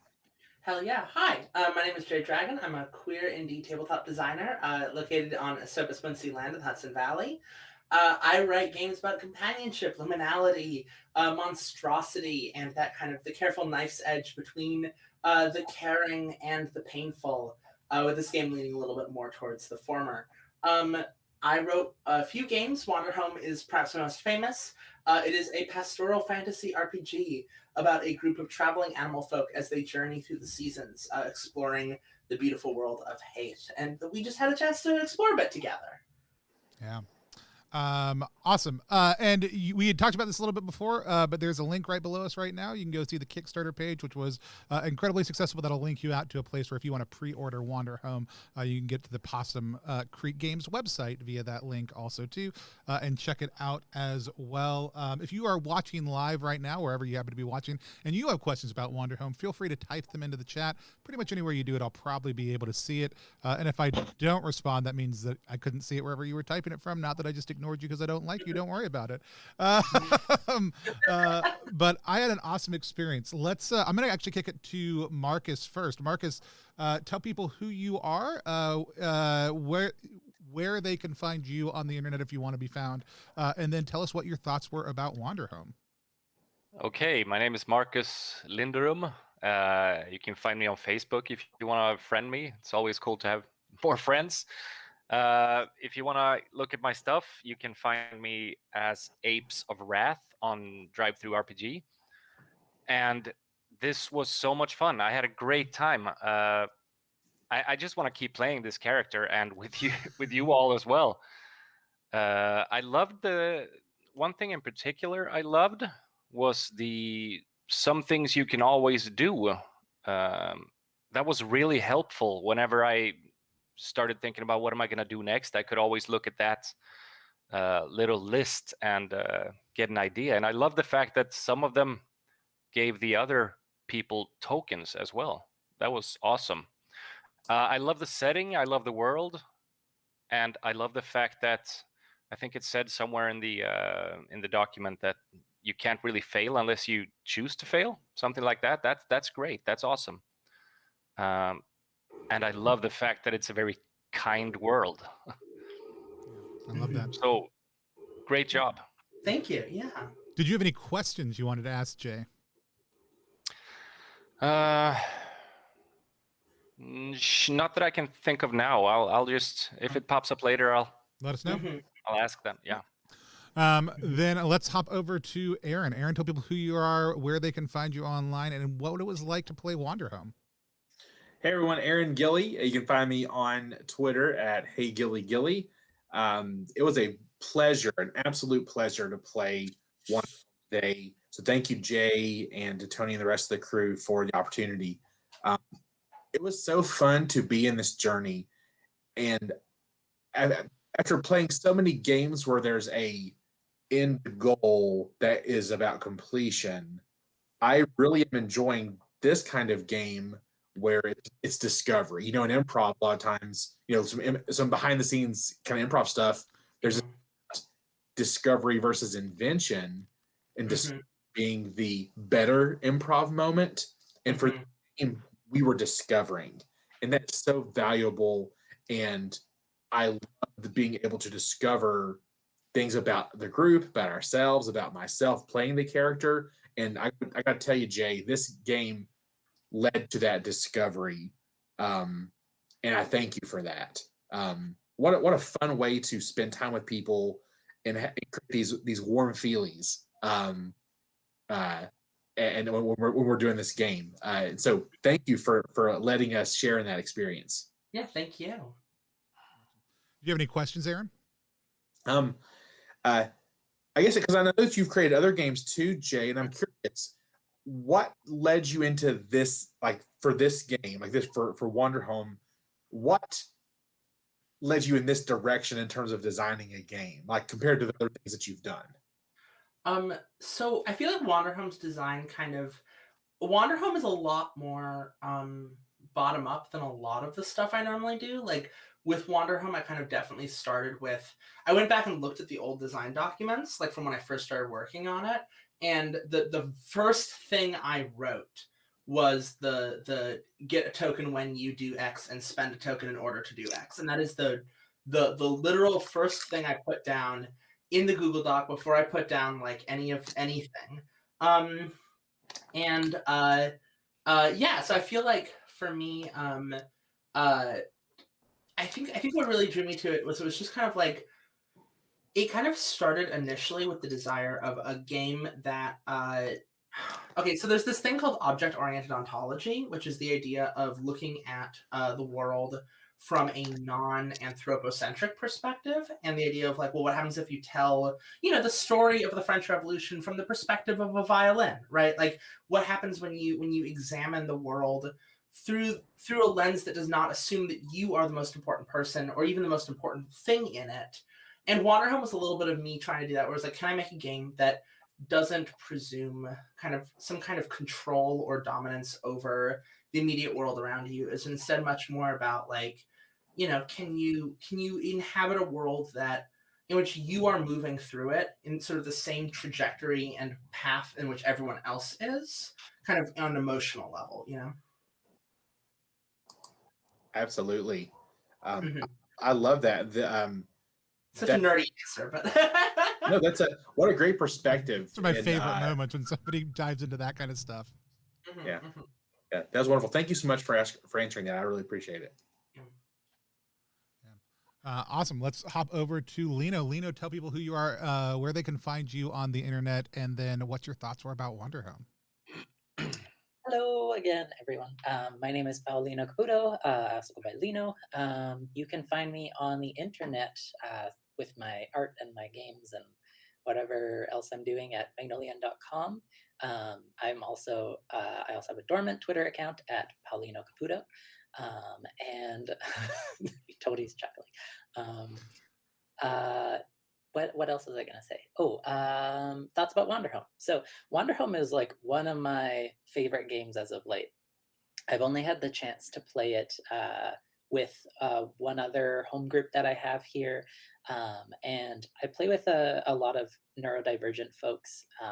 Folks have different experiences with mental health and psychosocial disability, and it's really interesting to me how Wanderhome in particular provides like enough structure and enough mechanics to grasp onto that allows for sort of like a more focused play experience, which is something that we're always trying to negotiate, like how much structure is too much, how much like free form can we handle. And I feel like Wanderhome really strikes a chord. So that's something I've been really thankful with for your design work, Jay.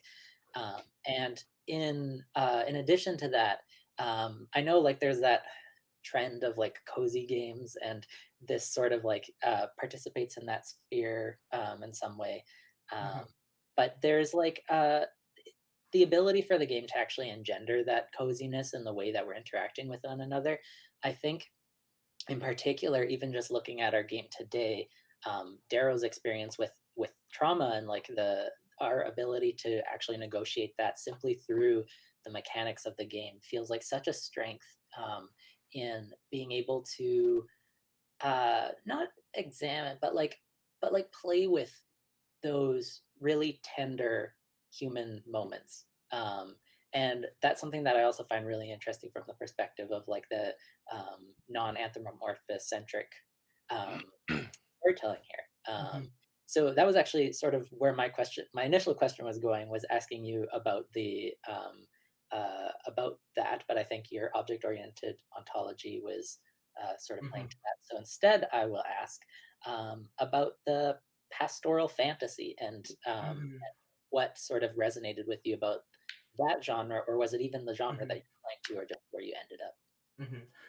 So I've always kind of had a fascination with the slice of life and the pastoral. I think the idea of, I don't know, getting to exist in a very peaceful world in which it is. I feel like a lot of Wanderhome kind of came out of I mean, like, I've been working on it for a while, especially conceptually. It really kind of came together in a storm at the very start of quarantine. Like, I literally remember, like, it was like I've been trying to figure out how to write a game like this for a while, and then suddenly one piece clicked, and then another, and then another, and then suddenly next thing I knew, I was staring at a 20,000 word long Google document, and I was like, I feel like what it was with the pastoral was, I mean, actually, Wanderhome started out post-apocalyptic. The very first draft of it has references to like, this was once a world of concrete and rebar, but it isn't anymore. And I trimmed that pretty quick, like within the first couple of days of edits, because I was like, I don't want to do a post-apocalyptic game, but I feel like that element of like, I don't personally enjoy something that is purely cozy. I don't like things that are soft with nothing behind it. It feels hollow. Even the stuff that I love, that it kind of has that cozy element. Like The Moomins is one of my favorite shows, and in The Moomins, there's this sense of this like complexity and like ache to the world, right? Where why does Moomin's dad own a gun?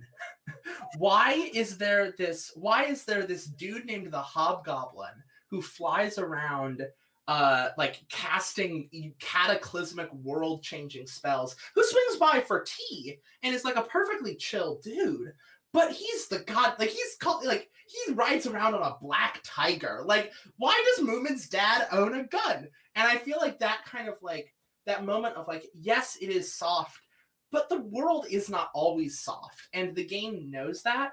And you know, in Moomins it knows that, in Wanderhome it knows that there's always that little bit of heartache and edge at the kind of very, at like the thing of writing a game about softness is that you've got to like know and acknowledge that things are not always soft, and that people might not always be able to be soft, but it's about kind of seeking it out, knowing that things are not always easy. I feel like it's kind of was really kind of how I ended up in the pastoral. It was like, I think with, you know, Moomins has a bit of that aesthetic. I think, you know, certainly a lot of Miyazaki movies even more so, but the overgrown war machine, you know, the weapon that has been covered in flowers, you know, that kind of like, it is soft not because the world is just a kind and perfect place, but it is soft because of deliberate intervention that has occurred.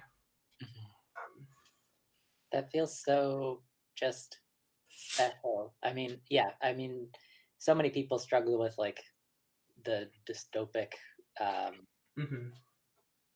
just like presences in the world, whether it's in our media or like that ability to carve out that space. It just it's special. Yeah. Thank you. I don't tend to trust things that are wholly one way or the other, and I think that softness and edginess are kind of the two largest moments of that, where I don't trust things that are soft without ever carrying heartache, and I don't trust things that are edgy without ever allowing moments of happiness, because like, for me, when I think of a world that is soft, I think of a world that is soft in spite of pain. And when I think of a world that is difficult, I think of finding moments of joy in a difficult world. And that, I feel like, is a lot of my underlying design philosophy. Is it's like Sleepaway, my other large game, comes out of like, here is a world that is painful. Let us try to find moments of beauty in the pain.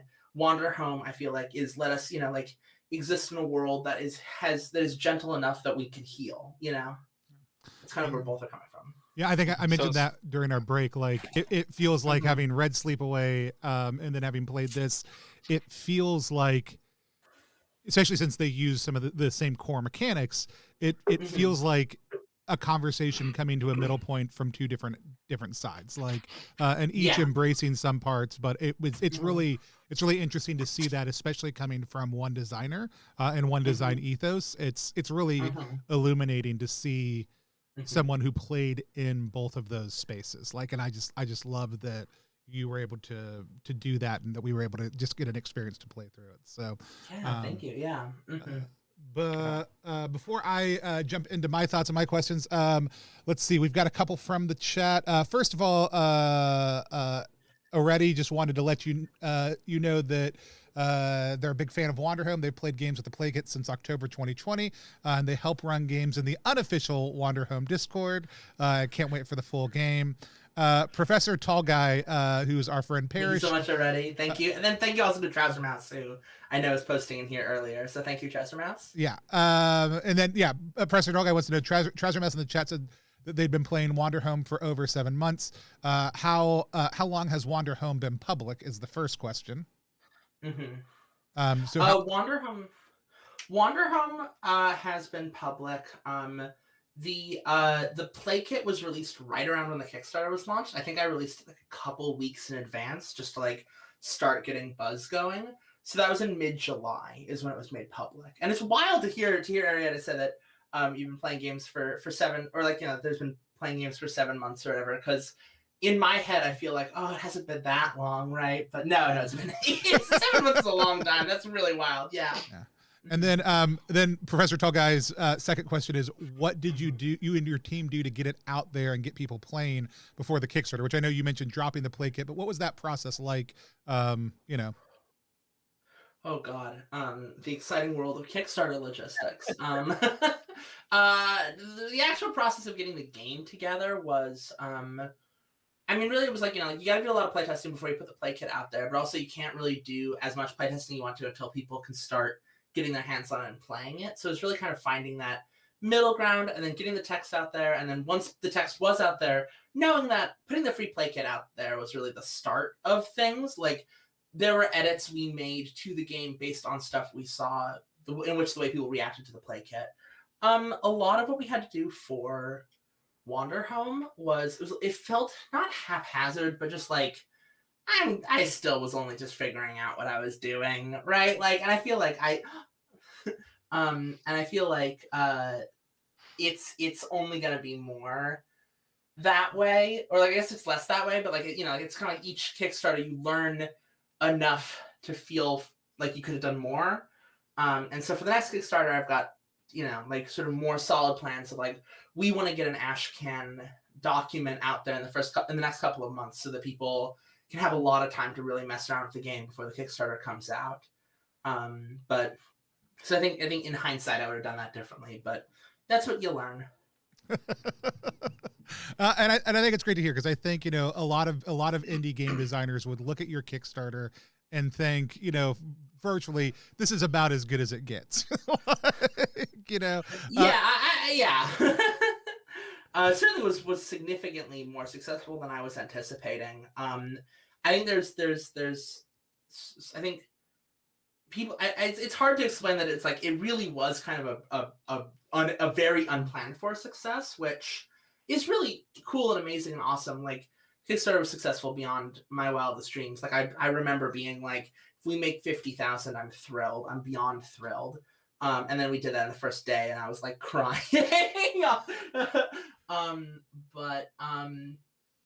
It's there's a lot of hidden costs to Kickstarters. I know people say that, but I think it's true. But I think also just every time you do a Kickstarter, you come up. It's a Kickstarter is like it's this huge project, and any kind of large scale collaborative project in which you devote a year or 2 years of your life or 3 years of your life to pulling off kind of this like Ocean's 11-esque heist, effectively, in which you trick however many people into giving you enough money to produce a tabletop RPG that they then own. It always feels it always feels like you're cheating everyone, which you're not, but it feels that way. And then at the end of it, you're like, oh, I could have done that so much better. And like even writing games that feels that way. Like I look back on Sleepaway and I'm like, oh, such amateur hour. And it's like, no, hold on a second. You're doing all right, buddy. Chill out. Kind of with the self-hate, And like I'm like Wanderhome, I'm sure by the time I'm on to my next large scale project, I'm sure I'm gonna look back on Wanderhome and be like, oh my god, I can't believe I did X, Y, and Z, and who even knows what, right? So. Last question from Professor Tall Guy that I'm going to flex a little bit, and then I'll share my thoughts, and we'll finish up. But what are some of the lessons you learned from the Kickstarter for Wanderhome that you want to take into your next one to kind of replicate that success? I think the biggest one is pacing, giving myself a lot of time before the Kickstarter to get the art together. I think especially Wanderhome, we were in a spot where I didn't have the money to commission a lot of the art until after the Kickstarter funded. So I kind of set it up with artists where I was like, hey, can you send me a sketch?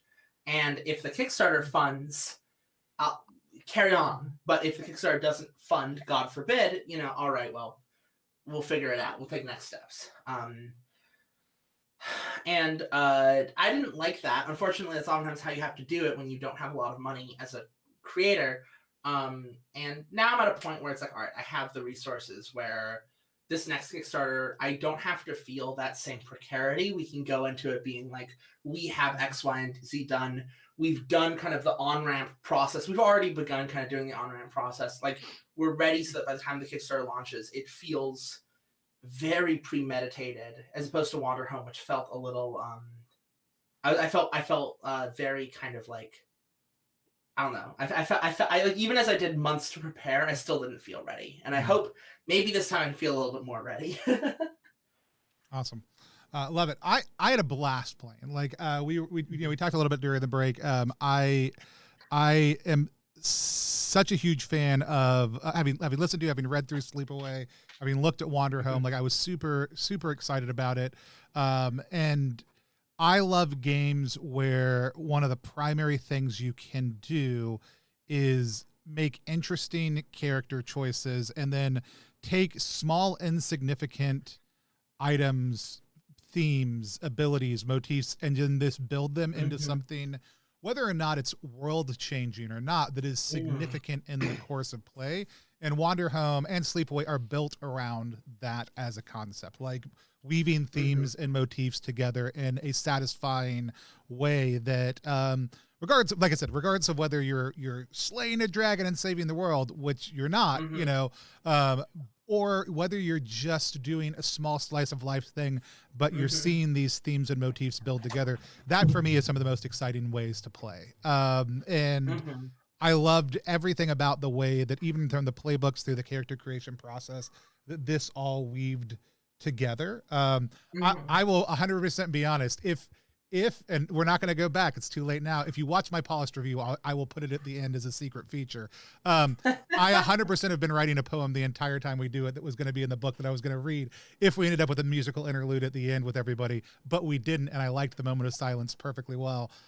Way more. But I will drop my poem at the end of my polished review for Wanderhome as a secret feature after my normal end of stuff. So I want that poem. So watch that. It's not like it's great. I wrote it while we were playing, but I know. So I will put it out and it will exist in the world. But it's going to be a secret bonus feature. I'll share it with you all right after we're done.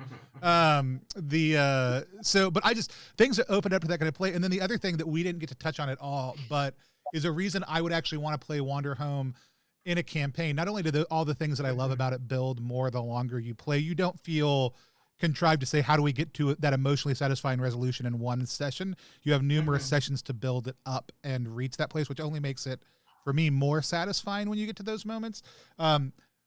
It's the way that you handle the passage of time and seasons in the game, which we were chatting about right before we went live. Like, I read something in your playtest document that was a conversation between you and, or in the working document, that was conversation between you and your design partner. And it was basically, once a season has seasoned, it seasons in a special way. That's my interpretation. It was written better than that, but the conversation was like, I need to figure out a better way to write this. But like, so many people limit the passage of time to just being a thing, or it brings in new weather and that's it, and the weather doesn't matter. In Wanderhome, you've done some really unique things to showcase the months, the seasons, other things like that. We didn't get a chance to see that. Could you tell people a little bit about that process and that choice? Yeah, so one of my favorite bits about Wanderhome, and really, I mean, the thing about Wanderhome is that, like, it works well as a one-shot, I think, especially like when you've got a guide and you can kind of have a little bit of, like, you can flow into a satisfying emotional spot. Like one-shots of Wanderhome work well. Wanderhome is built for long campaign play. It is designed with like the idea that if you play it for long enough, eventually like you will go through years and years and you'll replace your characters with new characters. And like Wanderhome, to me, like the ideal way to play Wanderhome is when you get a group of your friends together and you play it for like a decade and it stops being Wanderhome anymore because you've added all your house rules and like done all your things and like made it your own. Like Wanderhome is best until it's played until it stops looking like what it is.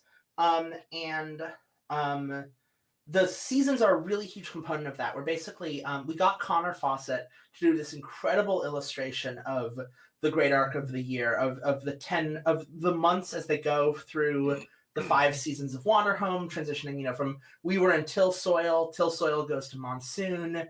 There's a holiday, the Sun Parade, Bloom Meadow, Devil Days, holiday, and like it's this rhythm of months and holidays, and then once you complete the year, once there's the new year, Frostbite ends, Till Soil begins again. As you arrive in each season, you're answering questions about how you feel entering each month. And that can lead to certain specific phenomena, which can be like ranging from like, oh, it's especially rainy this month. Or, it's cicada season. It's once every 17 years the cicadas come out. I think one of them that really matters a lot to me is just like there's a phenomena that is weirdly my favorite phenomena, despite being the only one that doesn't have any like impact on the way the game works, which is just the shortest month is Gatling. And if every once in a while you skip Gatling, you just missed it. You weren't paying attention, and the month shifted away when you weren't looking, and the month passed, which is so, I love it because Gatling is supposed to represent that like late August moment. And like, yeah, it feels very easy to lose track of. And then there's just sort of this way where like the game, if you keep playing the game, the seasons, even like the seasons and the phenomena and the holidays and the alternate holidays, there's kind of all these things hidden away that emerge and change the game. Even with your character, every time you experience a holiday between the seasons, you take an advancement, and those advancements inevitably, as you take them, lead to you replacing your character with a new character. You have to eventually say goodbye to your character. And the idea there is that Wanderhome is a process by which like you enrich this world. Like it's almost like, like I feel like to me, it's a lot like, in gardening when it's like the soil changes as you keep planting seeds in it. And Wanderhome's like you keep planting story seeds, you keep tilling the soil, you keep treating it properly, it gets so much richer and weirder and deeper, and there's so much you can like dig at there. I love the seasons. That's honestly my favorite bit of Wanderhome, and it bums me out because it's a lot like level 20 mechanics in Dungeons and Dragons, where it's like those mechanics are not there because people will play them. If no one ever made it to level 20, they would still need to be there because it's important in D&D to have this kind of conceptual, archetypical goal that you are forever reaching towards and will never quite get to. And Wanderhome similarly has the seasons to remind you that the game is bigger than you are in this moment. I guess what you're building is bigger than you are in this moment. Yeah, I know I shared this with you, but I just want to say it out loud. I would. It makes me want to play at least a year-long campaign of Wanderhome specifically to show up at the beginning, like just meeting once a month, if that was it. Mm-hmm. Like, and just say it's the new month. Like whatever we do today will be all we do for this month. And then we're going to look at what happens in the month. We're going to look at what's happening in the season. We're going to check in on those things. Then we'll play our session also. But I would just want to go through all of those just to do them. Like in the same way that somebody might say, I just want to run a level 20 campaign just so that we can mess around with those abilities. Like I want to run a level 20 Wanderhome campaign just so I can experience all the seasons, because it's gorgeous. In my review, I'll probably drop in that image you shared with me if that's okay. I'll send all of you the we have the first draft of the PDF as it's going to look pretty close to the final book, so I can share that with all of you. Yeah. folks on the call. Yeah, like I said, I'm super excited for it. And so I have other thoughts. I'll share more of them in my polished review, but I just super enjoyable for me. Some of the things that I love the most about games, and I love it when people tilt just fully into those things within this system. Trouser Mouse says, can't wait for the poem. Thanks for all the stream Q&A. It's been great. Jay, listen to you talk forever using every single one of those seasons in your advancement mechanics. Sounds great to me. She'll be doing that. Thank you, Trouser Mouse.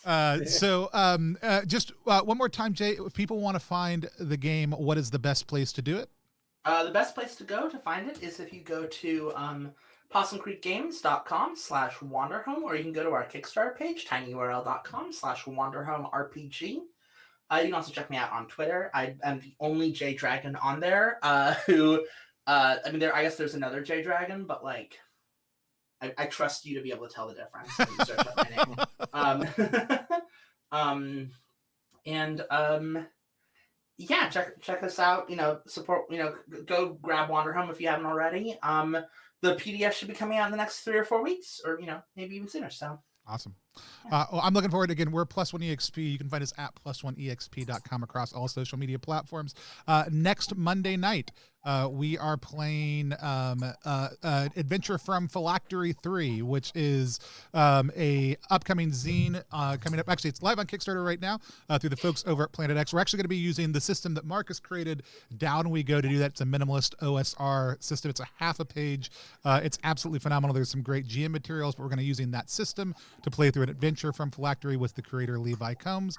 Come back Monday night if you want to check that out. Also, this coming Wednesday, we have our next episode of Backer Quest, which is when I look at projects on Kickstarter, itch, or that just launched into the world at some point in the last couple of weeks, and I talk about them, talk about what I love about them, ask questions, buy and back some of them. You can join me live as I spend more money than anybody in my household would like me to, because I love games so much. But come join us for that. If you have a project you want featured on that, please let me know. If you have a project specifically that's launched on itch and you want to sponsor it, sponsoring just means you let me give away a copy of it during the stream. Reach out to me, let me know, and I'll create a short link that goes straight to your project. That'll be on the bottom of the page the entire stream. It's only for itch-based projects, though. Just let me know about that. And until next time, my name is Tony Vicinda. We are +1EXP, and we've been playing Wanderhome. Check us out online, and we'll talk to you soon. Bye, guys. Bye. Bye. Bye.